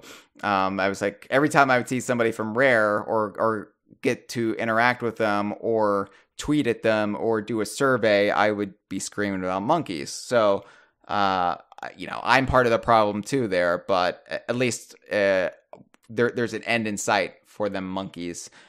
So yeah, that was Shrouded Spoils, added quite a bit to the game, and it's just kind of this low-key improvement that several months later I realized, holy shit, the game is so much fun now. Like, I loved Sea of Thieves before, but really now I'm like constantly engaged and entertained by something new in the game. It's livelier, it's more robust.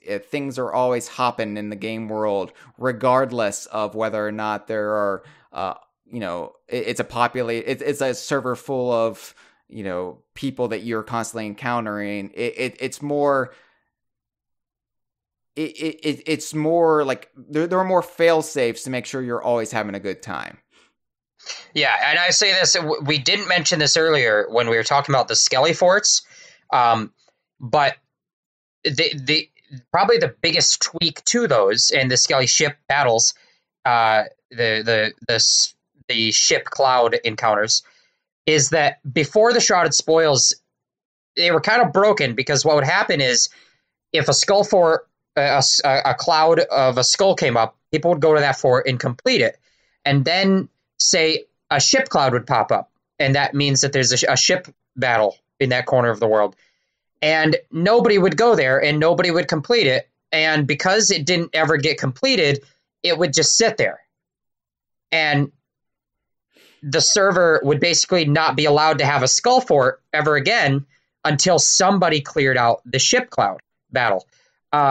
With this Shrouded Spoils, they changed that so that they can detect if anybody is engaged in the battle or is sailing towards the battle to become engaged in it. And if nobody is for a certain amount of time, like 15 minutes, then it will just turn that one off and cycle in a new one. So the ship cloud, if nobody wants to do the ship cloud, it will be there for about 15 minutes, and then it will go away. And 5 minutes later, a skull cloud will pop up somewhere else.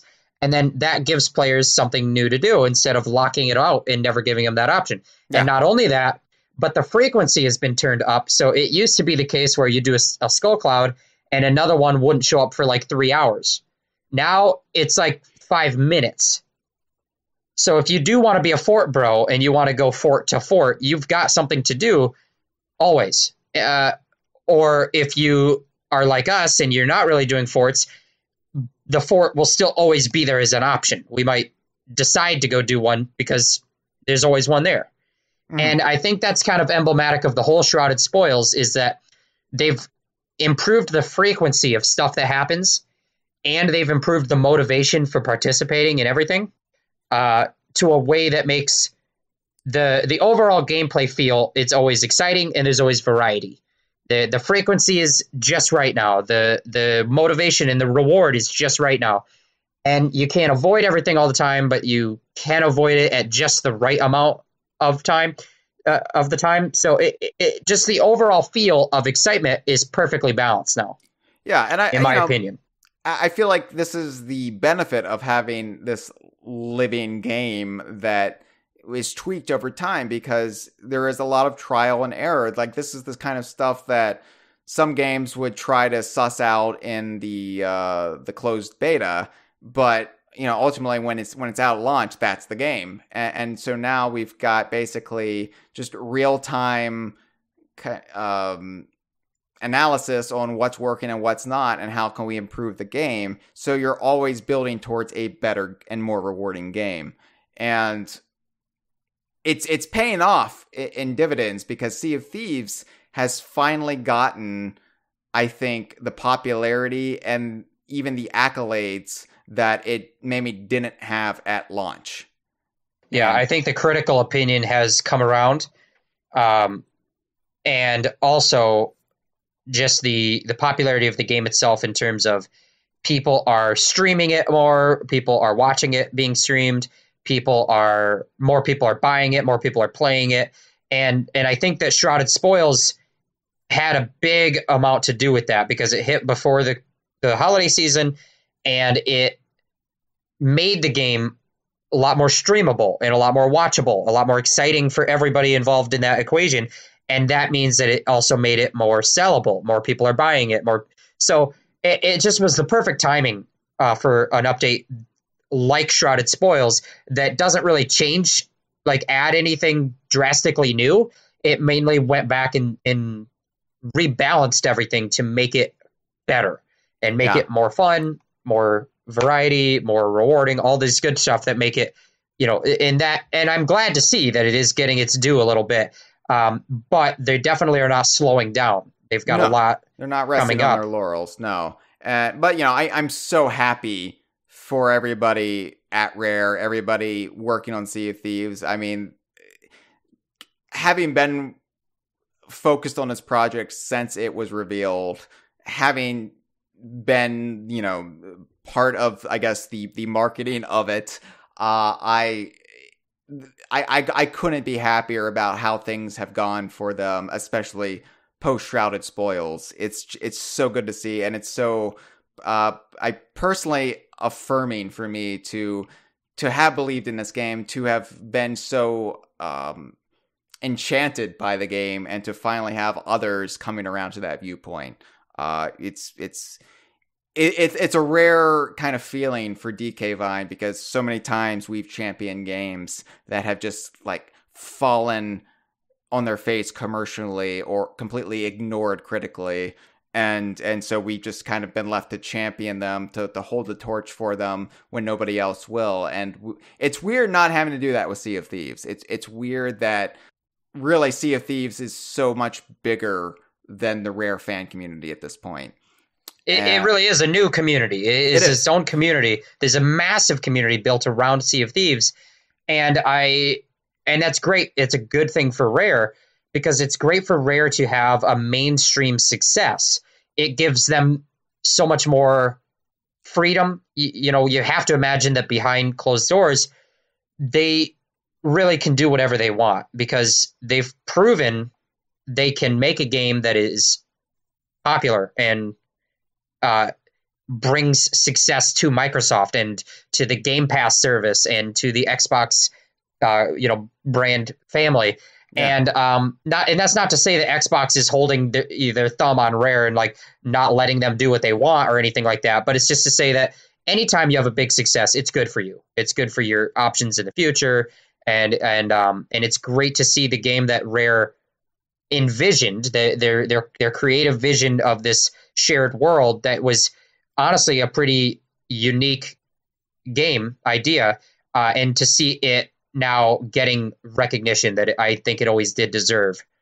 Especially since this is the game Rare wanted to make, and you have all of that bad blood from the buyout years, and all of these notions that Microsoft wasn't letting them do this, wasn't letting them do that. Some of that was true, some of it was completely fabricated by the fans, and then that led up to the Kinect Sports era, the trilogy there, where long-term Rare fans kind of felt shut out, felt like Rare was just being forced to produce these very un-Rare-like games. Very quality games, but just not in the spirit of what Rare was known for. And to have them come out with a pirate game full of just general Rare silliness, and to have it be such a huge success, oh, that feels good. That feels so much good. It's so validating as a fan of Rare, somebody who was so worried about Rare at the beginning of this decade, and now doesn't have to worry about Rare like at all because they're doing so well for themselves. That feels good. That's just such a... It's like when you're... I imagine it's what happens when your favorite sporting team wins the big game. Yeah, that's like the Niffle in the Niffle when Thomas Brady deflates his balls and wins the Niffle game. Everybody's like, yay! This is what that feels like, Jeff. I know what that feels like now. All right, so the anniversary update. When is this coming? April 30. April 30. So you have 10 days to sober up after 420, you fucking potheads. I know you shiftless layabouts listening to this, stoned out of your mind on the couch, unable to get up and turn us off. I know how it goes. Our listeners are deadbeats. And you got 10 days to sober up because you got the anniversary update. And this is, like I said, I feel like the anniversary update finally gets the game to that vision, to that ideal that Rare had when I got to visit the studio in 2016. Jeff, we're not going to be talking in depth about all of this stuff because obviously it's not out yet. When at post launch, we'll have another conversation, get into all of the nitty gritty, and talk about how it works. But really quick, let's just hit what we know is coming in the anniversary update. All right. Yeah, so, I just want to say it's a little. I'm not a fan of the title.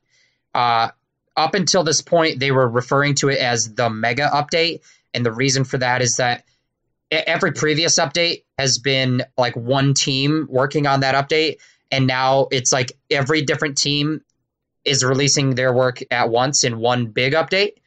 And so it was called the Mega Update, and that's fine. It's still not an amazing title because I really like the kind of more mystical titles of the like Hungering Deep, Cursed Sails, Forsaken Shores, and Shrouded Spoils. They weren't just like blandly descriptive. But the anniversary update is now what they're officially calling it, and that's even worse to me because the game's anniversary was March 20th. And they came out with an update on that day, a small update, a patch to the game. And now, over a month later, they're coming out with this big, huge content pack, and they're calling it the anniversary update. Come on, that's not the anniversary. What is that? Yeah, what happened on April 30th? Nothing. This is bullshit. It's a bullshit date. But that being said, it's going to be a great update, even if I don't like the title. Yeah, well, I was going to say, you're coming into this very negatively, Jeff. No, I'm very... Okay, let's get into the features. We'll kind of gloss over each of these. They are adding in fishing, the ability to fish for fish, which you can do. And then with the fishing, they're also adding in cooking. So you'll be able to cook different types of meats, probably, or different. Maybe they'll add in different varieties of food. they've talked at length about wanting to do this. This is something Mike Chapman is always talking about, is that he always wanted to add in new types of food that will change the dynamics of, add a preparation element to your game. So while you're sailing across the ocean and you've got sort of got nothing going on and everyone is kind of just hanging out, waiting to get where you want to go, now you can be preparing things. You can be preparing food, or you could be fishing for fish. And not only that, but all of those activities are also going to feed into a new trading company, which is called the Hunter's Call, being led by Merrick. Merrick is the NPC that was kind of the shepherd of the hungering one, the Megalodon. He's coming back to run his own trading company about hunting and fishing. And so that will be exciting. We don't really know the details on that yet. But we know that they've said when they add in these new trading companies, it will be a new path for you to reach Pirate Legend status, because you'll only need to be level 50 in any 3 factions out of however many factions they add. So we only have 3 factions right now. But when they add in the Hunter's Call, maybe you focus on that and you don't even need to level up your Merchant Alliance anymore, because you get to choose which 3 you'd like to focus on.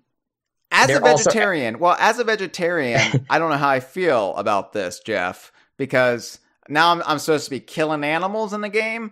I mean, granted, in real life, I don't go around murdering people with swords either, so I shouldn't have any problem with this. I just like animals a whole hell of a lot more than I like people, especially people who are trash-talking me. So, I guess I'm just saying I'm a hypocrite, really.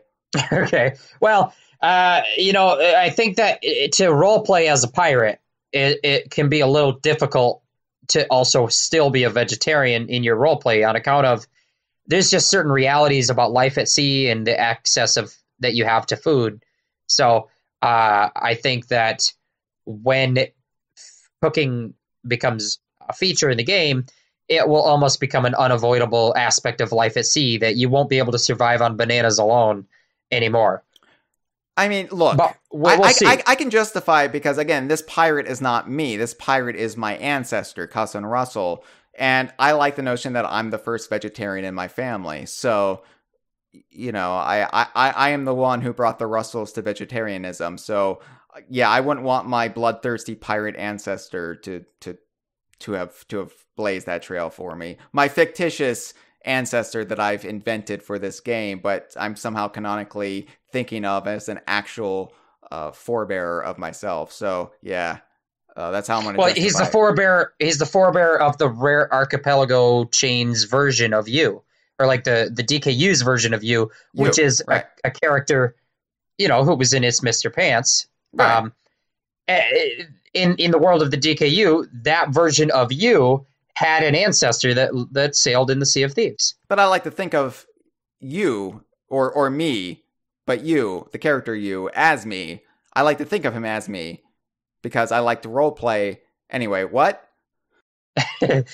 So they're also adding the arena mode. So the arena is a feature that was announced at. Was it? When was that? They had this big moment. Was it the Game Awards or whatever they call it now? Yeah, I don't remember. But the arena was revealed, and it is the very first new mode of play added to Sea of Thieves. So now, instead of Sea of Thieves having one mode that puts you in a server of other players in this, what I like to refer, it's called adventure mode officially. I like to kind of call it the sandbox. That's the open world. They're also adding in a separate mode, which is the arena, and that is where all the players are put into timed matches in small subsections of the overall world and explicitly competing to gather the most points. And points are awarded for getting treasure, but they're also rewarded for killing each other. So it's a competitive kind of deathmatch sort of mode, and that is coming as well. And it's bringing with it a new trading company called the Sea Dogs. So you can level up to level 50 with the Sea Dogs. Those are kind of being helmed by the characters of DeMarco and Lassetti, which are characters from the Sea of Thieves comic book. Which, by the way, you can win an autographed copy of the first issue if you can find the missing Kongversation Season 6 episode. Not you, Jeff. Not you. I can't or the win DKU character you. But you at home, who might have a DKU character called you, well, called whatever, but is you. But that's you I'm referring to. You. Not you, Jeff. You. You. So the arena, it's a new faction, a entire new way to play, but also it's got this big tavern that is kind of the lobby, the loading screen between matches, where all the players in the match are running around in a big tavern and they can't kill each other. And it kind of is going to add a cool social element to the game, where right now there is no big single tavern where everyone in the server kind of will rendezvous at. I guess the closest to that is the Ferry of the Damned. But I mean, if the Ferry of the Damned is any indication, all this tavern is going to be people walking around still using gay as an insult and talking about fornicating with each other's mothers. I mean, it's I mean, I'm just projecting here based on some of my miserable experiences with some of the more miserable people who play the game. But I just foresee a lot of that. Yeah, well, it's a competitive mode, and it's going to bring with it all the things you will expect from a competitive multiplayer mode that involves battle. So, yeah, but it is coming, and I think that is a feature that is going to bring in a new type of player that will never even touch the adventure mode, because it widens the appeal of the game to a new category of play. And like I said, it's also, I guess, a good thing to have in there when you got Skull and Bones as an alternative pirate game that's more focused on the battles. Well, now Sea of Thieves also has that component, but look at all the other stuff it has. Well, and the thing that also is important to note is that it's a mode that is inherently going to be more streamable, and streamability is actually, it's become such an important aspect of game development today, where the number one way to advertise your game is for it to be popular on Twitch. So having a mode that is more perceptible to that style of presentation, of streaming and streamers, and making it more watchable, in the fact that it's bite-sized chunks. They're 30-minute games instead of Sea of Thieves adventure mode, which is kind of up to you how long you play. But usually 4 hours or more. 4 hours or more. It's going to add that option. Now, I can hop in the game if I only have a half an hour, and it won't feel like a waste of time. Whereas right now, I very rarely will play for a half an hour chunk, because that's not enough time to even get anything going.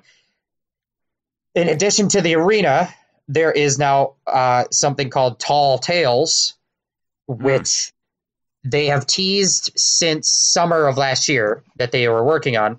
And the Tall Tales are story-focused content. They're a new type of quest, and these are going to take place in the adventure mode. So in the shared sandbox that is the whole world of Sea of Thieves, in a public server with other ships on it, there will also now be more narratively catered quests that delve into lore and more puzzle solving kind of aspects that the game doesn't really have right now, because the game is more focused on the types of repetitive goals that you want in more of an MMO setting, like a shared world game. These are going to be more probably not as repetitive, not as repeatable or grindable, but they're more, and it's less of that you make the story. The story is about you and your pirate's adventure. These are going to be more about you going through stories that the Sea of Thieves team has created for you. And that is a new type of gameplay experience that will also bring in new types of players that don't like the kind of open-ended storytelling that the game currently has, where you make your own adventures. there's going to be players who could not get into Sea of Thieves, and now they will, because there's this story content that is going to be more appealing to a certain type of player. I imagine this will appeal to some of the more traditional DK Vine members as well, who have openly said they can't get into Sea of Thieves because it's not the type of game that appeals to them. Well, here you go. Like this, and I love story elements. Like I go on and on about how much I love the Hungering Deep. So this is right up my alley as well. Even if I have taken to the traditional style of Sea of Thieves gameplay. Yeah, I think that none of this will replace the core adventure mode gameplay of Sea of Thieves, but it's adding this level of variety that it's going to bring in players who maybe couldn't get into the main gameplay, and this will bring them in the door. And then maybe once they're in the door, maybe they will go back and get into the core gameplay. But it's also going to be something different for us to do, who are very dedicated veteran players who love the core gameplay of Sea of Thieves, but now we'll have something else to do also within that world. And that's very exciting. Some of the teases of what we saw in that trailer are really exciting stuff. Like we saw some people enter a dungeon or temple, and the door, like the wall, closed behind them and locked them in. And there's another scene where a guy is kind of got like a Indiana Jones style log trap, descends from the ceiling to smash him or something. There's a player using a spyglass to look at the stars and painting out a symbol in the constellations, and presumably that's like a clue for what they need to do next in their puzzle. Or and we see a player holding this big tome, this book, and reading it, and maybe that contains a collection of some sort of storytelling that maybe has clues in it you have to solve, or something along those lines. So there's a lot going on in that trailer. It's a very short trailer, but it gives a little taste of what we might expect from the Tall Tales. The Shores of Gold, which is the subtitle of this first Tall Tales story. And the fact that they've structured it that way kind of implies that they're going to add more stories in the future, which is exciting. Well, just be wary. I mean, we've been down this route before with Rare. Remember Star Fox Adventures, Dinosaur Planet? Didn't really pan out after that, did it? Well, I mean, it wasn't entirely their fault that they stopped making games for Nintendo. But, well, whatever. Is assuming that they don't get bought by Sony in the next 6 months, I am guessing that there will be more chapters to the Tall Tales style of gameplay in the future. Sure. So we've gone over the new faction of fishing and cooking. Yeah. There's the new gameplay mode of the arena. There's the new gameplay style of Tall Tales. But there also are a couple other changes that are going to impact the day-to-day gameplay of everybody, no matter what you're doing. Like, they're changing the damage system, apparently, where when you're engaged in a naval battle, your mast can collapse if it gets hit by cannonballs. That sounds terrifying. It looks terrifying. It seems like it would be a totally epic moment where, like, oh my God, the mast is coming down, and maybe that's going to really handicap our ship, or maybe we have to work together to repair it. But whatever it's going to be, it's definitely going to be a exciting moment when it does happen, and maybe it will be rare and not a very common occurrence, or who knows. In addition to that, they're adding in harpoons on the front ends of our ship, like these mounted harpoon guns that we can latch onto other ships, or we can latch onto Megalodons, or who knows what else. But that's also definitely going to be a game changer for like the day-to-day interactions on the sea. It's a new tool at our disposal, or it's a new tool that could be used against us as well. So that will be cool as well. So no matter what part of the game you're in it for, whether you love this open world sandbox, they're adding in a lot of new tools that are going to completely change the way the game works in that sandbox. But if you're not into that, then they're adding in the competitive mode.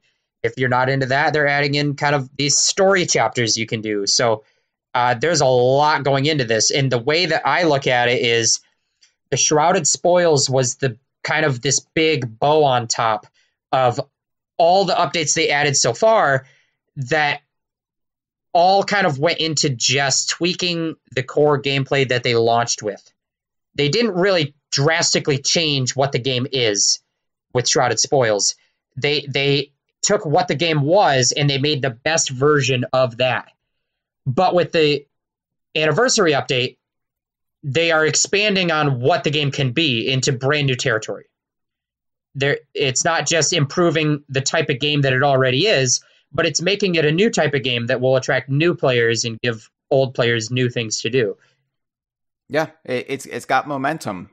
Sea of Thieves is definitely, after a year, it's only grown in popularity and prestige, and we've still got all of this coming. Continual updates that will just keep making the game feel fresh and new and exciting. So yeah, I can't wait. Like this is the type of shit I've always daydreamed about. When I was a kid and I was reading about the 64 disk drive and how what it could possibly add to games and how you could have, specific events and based on the time. And obviously that was a much more limited version of what we're now dealing with, where games can actually be updated, every week. But yeah, like a living, breathing game set in Rare's world. Like that's awesome. Like this is, I can't believe we're at a state now. I can't believe I've lived long enough to see this as a reality. And I can't believe I've lived long enough to for us to take our calls for this episode. 2 hours now deep. So that was a segue, Jeff. If you couldn't. Yeah, tell. I'm ready. Let's do a couple calls, and hopefully they're actually about Sea of Thieves. Here's the thing, Jeff. Here's the thing. 2 calls, both from the same caller. I recognize the number. It scraps. So instead of playing the first call and then talking about it, then playing the second call and talking about it, let's just play both of them back to back, and then we'll talk about it. Because who knows where he's going to go with this. It might be about sex. So, prepare your boner shields. Get those old algebra books out in front of you, because I know what the scraps call entails. Usually entails sex. All right, let's take part 1 and part 2 back to back. Hey, lads. Good day, lads. Scrap 69 here, calling about the Sea of Thieves, Shrouded Spoils, and the anniversary update. Bloody hell, eh? So I gave the game a bit of a crack last night, eh? And yeah, not much has bloody changed. Well, but the thing is the lad, he was riding on a hull and a sail with the watery grave one, the barnacled withering water one, the one that's all blue and all that, that one. And you know what? That was the bloody most beautiful hull and sail I've seen in the game. And it kind of made me think, why is it that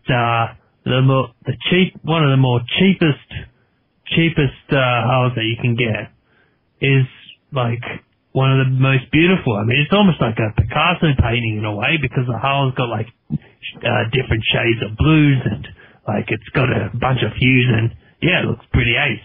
Whereas, I saved up all this cash, right, for the legendary ghost ship. So I got most of the pieces except for the bloody figurehead.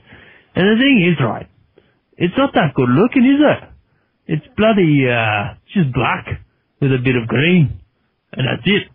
And I was just thinking, this is like how those bloody rich lads pay a lot of money for something that probably doesn't taste that good, like exclusive food. So I was looking up on Google what that is, and for example, you can get matsutake mushrooms, and they can cost for a kilo $600. Then you can get Kopi Luwak coffee, which is between $250 to $1,200 per kilogram, right? Caviar costs $9,100. Swallow's nest soup costs $3,000 per kilo. Saffron costs $400 to $1,000 per kilo. White truffles cost $2,100. Let's have a look. Moose cheese, $1,074 per kilo, and a blue banana. Anyway, the point is for some reason, the most expensive stuff doesn't look that great. So, Actually, to be honest, I'm not even sure what the point of my call is, but, actually, I really have no point. But, the more, I guess it's about exclusivity, isn't it? You know? Like, if you have a square-shaped turd on your boat, but it's the most expensive thing in the game, then... Okay, I don't think I need to play the second call. I think he's going to keep talking about a turd. Thank you, Scraps. I'm not sure what the point of your call was either. Well, first of all, you started the call saying not much has changed, completely invalidating the point of our episode. We talked for 2 hours about what changed. 2 hours. Did you listen, Scraps? 2 Did you hours listen to the episode change. before you called in? That's so many changes. Scraps, you know the anniversary update hasn't gone into effect yet, right? Like, if you're comparing Shrouded Spoils to Shrouded Spoils, then yes, not a lot has changed, but the anniversary update hasn't gone through yet. To your second point, I think his point, I kind of felt like I was watching an episode of Frasier there, because he kept talking about high-end foods like caviar and that duck, that bird nest soup or whatever. But his point was that the in-game cosmetics that cost the most don't look as good as some of the ones that cost fewer amounts of gold. Would you agree with that, Jeff? Well, I'll put it this way. He's right when he talks about it's the exclusivity of it that gives something value. Yeah.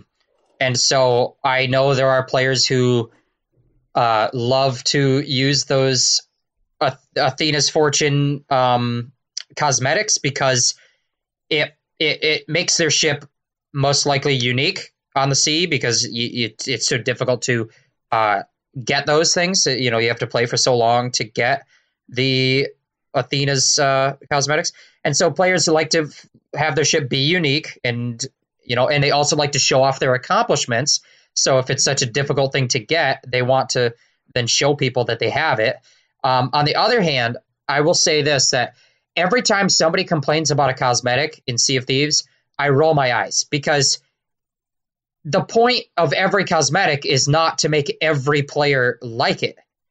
The point is that there are so many variety of options that some player likes everything, or like something. There is something for everyone. There's a lot of things in there where I'm like, oh, I don't really like this one that much. I'm just not going to buy it. But somebody out there is going to buy it because it's something that appeals to them. So the variety of options is the point. Nothing is going to appeal to everybody. And if it happens to be like this ultimate, buco reward, like the Athena's stuff, yeah, you kind of would like it to be maybe the best one, so that everyone has admiration for you having it. But I guarantee there's people out there who think it is the best one, and they think it does look amazing, especially the figurehead, which he said he doesn't even have, and that figurehead is pretty cool. So I would think it's worth having. But also, you can mix and match parts with other sets, so you could put that really cool figurehead on a completely different hull and sail combination and create the ship that you want to create. So I don't know what my point is either. A pointless answer to a pointless call. Well, I'm just glad I didn't get a boner during the call. Thankfully. Yeah, it makes one of us. Oh, well, I know. Anytime anybody mentions turds, Jeff, I know what you like. No, the thing about the cosmetics in a game, and I've kind of crossed this threshold this week. So for a while there, I was obsessed with getting all of the cosmetics.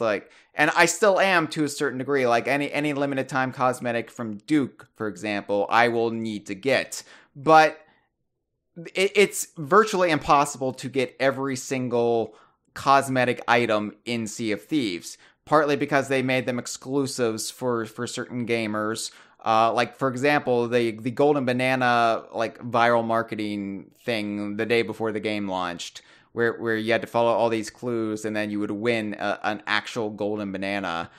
I was about to say that we competed in that, but afterwards I feel like it's not really accurate to say we, because you were barely there. Yeah. Well, I was busy that day. I mean, I'm sorry. I can't, schedule my life around the whims of when Rare wants to do some sort of viral marketing.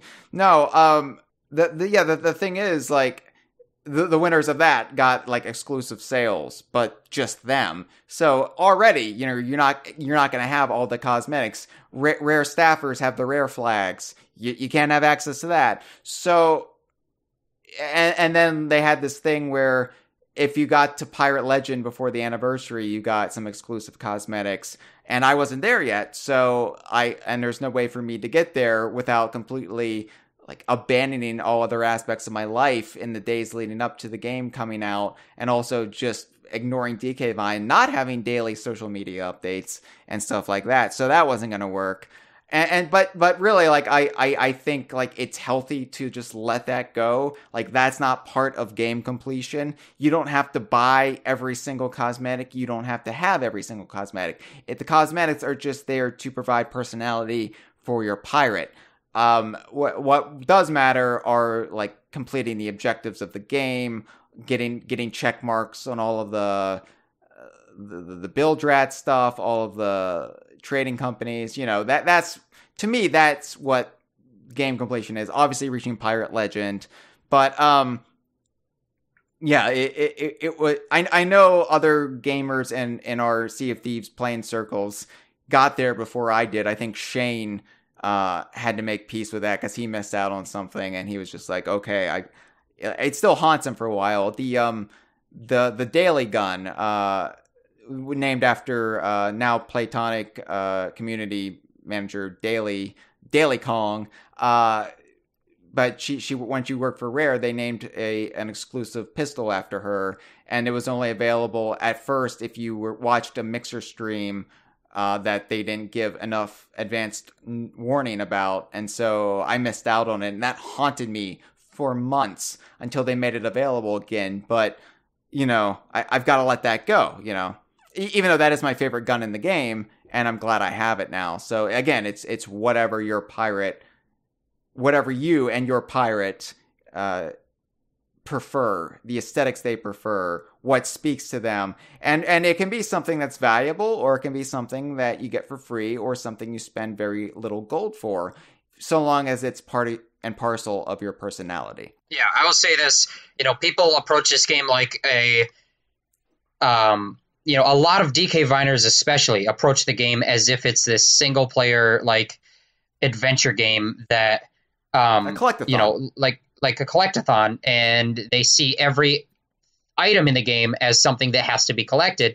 And in reality, that's not what the game is. It's a multiplayer shared world, make your own adventure type of game, and that naturally means that the objectives are more open-ended and loose. And so, obviously there are commendations, and I think those are the only real objectives in the game, whether they be commendations for build rat adventures, commendations for the trading companies. But if you open up your reputation menu, which is really like your progress page, nothing in there is a list of cosmetics that you have to check off. Like, there's nothing in there about cosmetics. Cosmetics are not completion. So I would say you have to get over it, especially because, like you said, there's a lot of stuff that is just such limited availability that you're never going to get it. Like the specific contest winners and things like that. So it's just like, oh well, you don't get it. But it's not like you're missing out on stuff. Like, there's so many other options to have. If you missed out on one, gun, there's like 50 other guns. So you just pick what your pirate likes, what you can do. And like, speaking about my personality and what I force all of you to use when we sail together, the Dreadfully Evil, being the DK Vine ship, it usually has the Baron Bird figurehead on it. Usually has the Brave Vanguard sails on it to kind of tip the hat to the notion that DK Vine has been playing this game before everybody else. And then it's usually some sort of... It's depending on what the event is, too, and if we want to get into the spirit of the event, but usually we go with some red and black color scheme to pay tribute to the Virtual Boy, stuff like that. It's just mixing and matching whatever suits you and what you want your pirate to say to other pirates. And for us, for DK Vine, it's we are DK Vine. We are freaks. Here we are. What? Who's your favorite? It's Mr. Pants character. which is that's how I trash talk in the game. At least when we're on stream, it's they call me quote unquote gay, and they say they've had sex with my mother, which I don't. They call us trash most of the time. They call us trash, yeah, and they say they have sex with my mother, which I don't care. Have at her, if she's game for it, you crazy kids have fun. But and then I respond with, well, what's your favorite It's Mr. Pants character? Do you like Grabbed by the Ghoulies? And I'm like, I like to be, since this is a rare game, I like to be as rare-like as possible and completely alienate all these other people who have no idea it's a rare game, or who have no idea what It's Mr. Pants is. And then I say, haha, I am the true fan, and you look like the fool. That's a good point, Hyle. Let's wrap this up, Jeff. Let's wrap this up. So, Sea of Thieves, a great game, made even greater, and now everybody is starting to recognize its greatness. We've loved Sea of Thieves even from the closed beta era, from the E3 2016 build, right? So, and honestly, I've been kind of obsessed with this game since the E3 2015 reveal trailer, where, holy shit, a rare game about pirates. Like, once the initial slight disappointment that it wasn't Manjo 3E or whatever the fuck you want to call it. Once we got over that, I was like, wait a second, a rare game about piracy, a rare game with Greg Mayles on the design team, about pirates? Like, this is exactly what I wanted since 1995. We've been on board with it. The DK Vine staff has primarily been on board with this from day one. But just how fucking good is the game now? Like, come on. It's kind of ridiculous, and it's kind of hit me our last few streams, or even when we played off stream, it's kind of just dawned on me, oh my god, I am having so much fun. This is exactly what I envisioned during those long, awful months after first playing it at Rare and at E3, and then not getting to play it afterwards, but like before the closed beta started. This is what I was dreaming about, and it's a reality. I am sailing with my friends. I am having adventures with my friends across tropical islands, and there's so much adventure to be had now. It's a magical experience, and the anniversary update's really just going to kick it into overdrive. I can't even imagine. I mean, I can, obviously, because I have a big imagination, but I live in an imaginary world most of the time. But it's harder to imagine, like, the game getting even better than it already is. Yeah, absolutely. I think that the skeptics or the detractors should, especially after the anniversary update comes out, probably should reconsider their stance and give it a shot. I do think that, when the game first came out, I was a big defender of it against people who had a lot negative to say. Same here. And there's a lot of people who just are not into, the social aspect of the game. Like, the game is better with friends. And some people just don't have friends, or they prefer to game by themselves or whatever. And I always argued that the game can be enjoyed alone. And I think that's true. I play the game alone all the time. That being said, I've recently come around to understand better, what the true reality of that is. I think the game can be enjoyed on your own, but the game cannot hook you on your own. It cannot harpoon you into its tentacled Kraken grasp if you come into it for the first time alone. I think that the social aspect is what gets you hooked. And once you're in the game, it doesn't really hold your hand through what you're supposed to do, how to get into, like, what do you do? How do I play? What are the functions? The game doesn't really do a good job of that. And I think that that's not really a fault so much as it is a feature, because it turns your friends into the tutorial. It makes your experience in your first few steps into the world dependent on your friends, and it turns it into a social feature where players help each other out and players teach each other the ropes, or, and obviously that's just not going to be for everyone. So if I ever have said to somebody, no, you can play this game 100% solo, you can still love it. Maybe you can't. Maybe you need some friends to get you into it before you can enjoy it solo at all. But think of it as like you have to sail with Bottles, Birdie the Scarecrow, and Professor Chops. Tutorial guides are that's who you're sailing with, and I get it. Like I do get it too. Like I've also advocated, well, you can play it by yourself, but yeah, the appeal really is the social aspect. And when people say, well, I don't have friends, I need to be better about playing with other people, like, in the community. Like, I kind of, especially when we're doing a stream, I default to the same group of people, more or less. And, I need to be better about inviting strangers in. But it's also when you're like, you have a time limited thing you need to get done. Like, oh, this Build Rat adventure, these cosmetics from Duke are going away with the next update in the middle of the week. We need to get it done today. Then it starts becoming, well, we need experienced people in the ship. Let's just get Jeff. Let's just get Cameron, So yeah, I need to be better about inviting strangers in and harpooning them into the game because they complain they don't have friends. I would love to sail with them. Yeah, I've played, I did a count the other day and I can't remember the number, but I'm pretty sure I've played with, it's close to 30. So maybe 26, 27 different members of the DK Vine community or adjacent to the DK Vine community, like Steve from Rare Gamer or this and that. People from the Rare fandom that we've met through DK Vine and met online. I've played with close to 30 different people of that. And if you're a DK Viner who is curious, wants to get into it, but you don't think you can, you don't think that you have access to the social aspect of the game, you're wrong. We have a Discord set up just for DK Viners to coordinate playing the game together. And so if you want in on that, you could get in on that and we'll let you in. We'll come out and we'll play with you.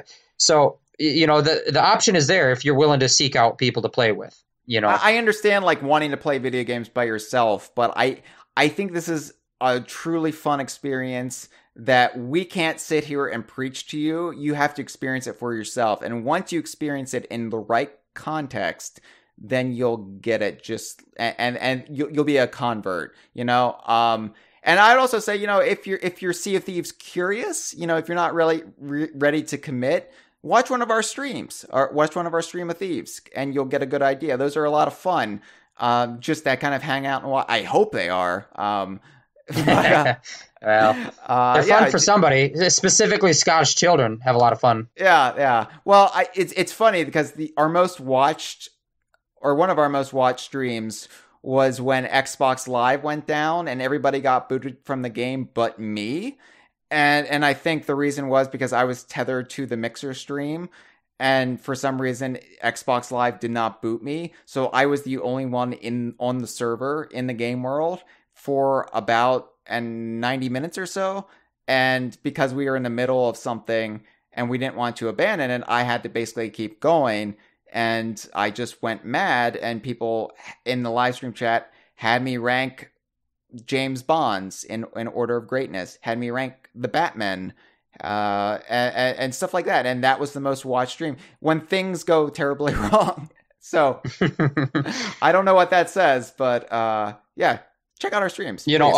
Hyle, before we go, there is a pressing question that is still on everyone's mind in the community. That's right. So basically, I've been saying from day one, hey, this game is going to be DKU.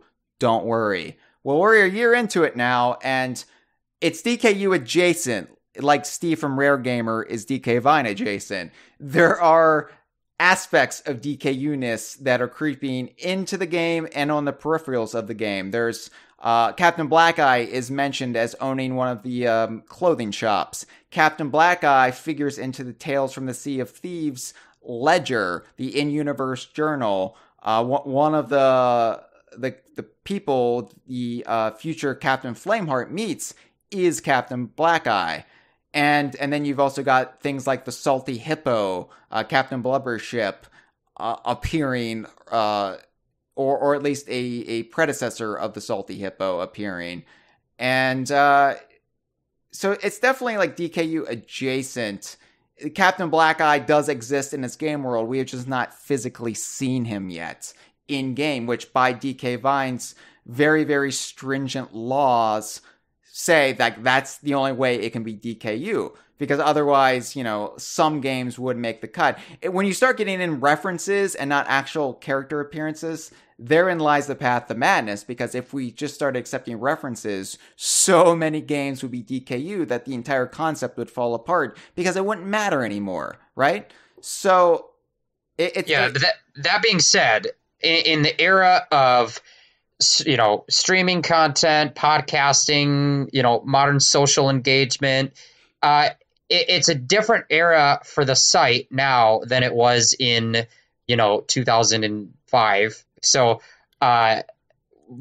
it doesn't make sense to ignore a big monumental game that Rare is working on as a Rare fan site, and a game that does reference the DKU. It doesn't make sense to completely ignore that coverage wise, just because it's not DKU by our rules. So, obviously, every time we play it, we have to acknowledge, this isn't really DKU yet. But that doesn't mean we can't cover it. Well, and like I always point out on the streams and elsewhere, just because it's not DKU yet doesn't mean it won't become DKU, because it obviously will. They know what we want. They know we're waiting for Black Eye. Like, they know. But we would be remiss to miss out on the entire first year of Sea of Thieves. It's basic, because this is basically the game world, and it will be DKU. It hasn't become DKU yet, but we've still got to cover it, because we would be missing out on all of these events, on all of this progress. Like, it's unfathomable. So just stick with us, trust us on this. But there's also another way to make a DKU, Jeff, and I haven't talked with Jeff prior to this episode. Yeah, this is the first you're mentioning any of this, so I'm strapped in, ready to go. My boner is lodged in a textbook, so hit me. I could tell, you know why? Because there's a skull cloud right above you. I can see it all the way from here. I'm like, that's in the general direction of Michigan. Jeff must have a boner. So, and luckily they only, they don't, like, they go up now, but they, with much greater frequency. So, it's adds more variety to life. Yeah, it does. So this is a multi-pronged logic bomb here. And I don't even know if bombs have prongs. I'm not a mad bomber. I wouldn't know. But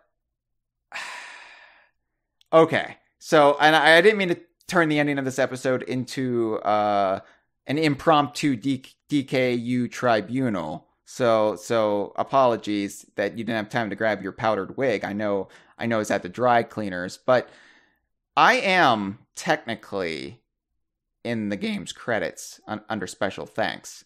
Now, I'm not saying I developed Sea of Thieves. I'm not saying, I even contributed anything worthwhile to Sea of Thieves, because I clearly didn't.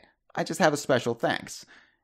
That's enough to get me on a Moby Games credit, right? It's not like Ukulele, where I was a Kickstarter backer, so I got my name in the credits, right after a bunch of Hylian names. No, I got special thanks, completely unsolicited. So, if we really wanted to split some hairs, and my very, very brief dream of becoming a barber, I do like splitting hairs, and I like a good shave, Jeff. I can't grow a beard because I love shaving too much. And if we're to split those hairs, we could technically say I might have word of God on some aspects. Now, I couldn't just completely bullshit elements of Sea of Thieves and say, word of God, I've spoken, that's canon. I have no authority to say that. But, areas where I would have Word of God would be kind of related to maybe, if anything fell into DK Vine's authority, then I might have Word of God. And DK Vine's authority would really only be whether or not it's DKU. Now, okay, so, but by DK Vine's logic, you need to have a physical character appearance. Yes, I get that. And I can't just say, like, this one random shopkeeper is actually, let's say, Bumper the Badger. They eventually reincarnated as Bumper the Badger. No, that's stupid. I don't have the authority to go that far, right? All right. Well, there's something else being added, either in the anniversary update or right around the time of the anniversary update, Jeff. And that is pets. Now, they didn't mention this in the anniversary update trailer because this will involve paying real world money.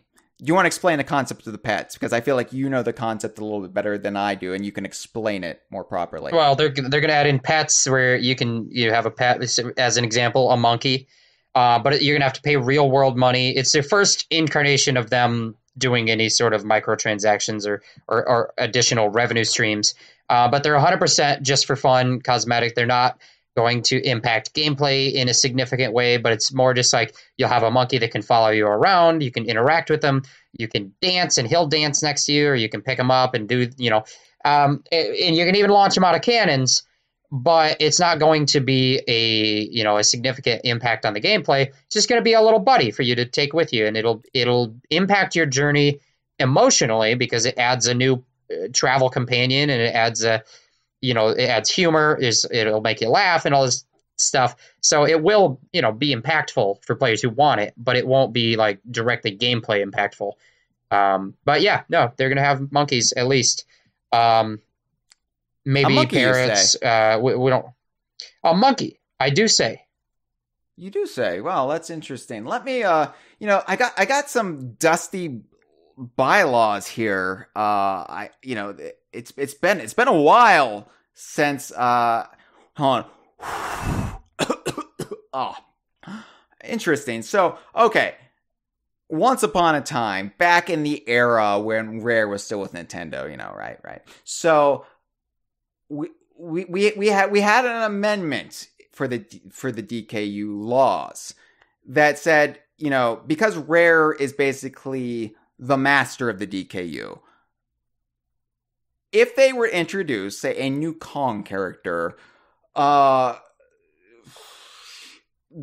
hadn't appeared in any Donkey Kong games prior to that, but it was a new Kong character, got its own game from the get-go, and no other Donkey Kong or Rare characters appearing in the DKU before that appeared in this game, we would be ridiculous to say this game doesn't count, right? So it would be like if the Marvel Cinematic Universe, which the movies of the Marvel Cinematic Universe had done a really good job of following DKU rules. The TV shows not so much, but I don't think they're going to be canon much longer anyway, besides maybe Agents of S.H.I.E.L.D.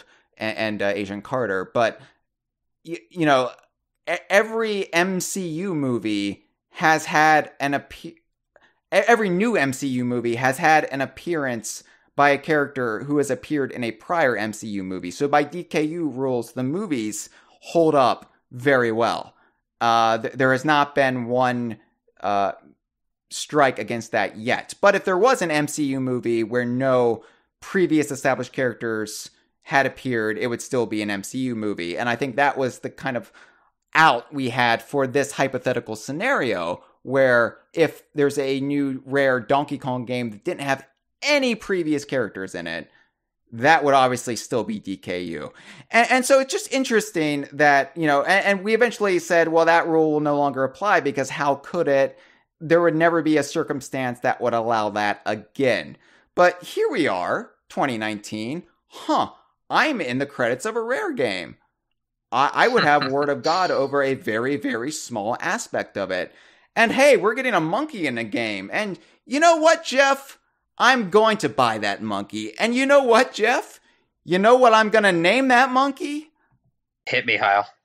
Welcome to Sea of Thieves, Pepito Kong. This has been a File 2 production. Que rico.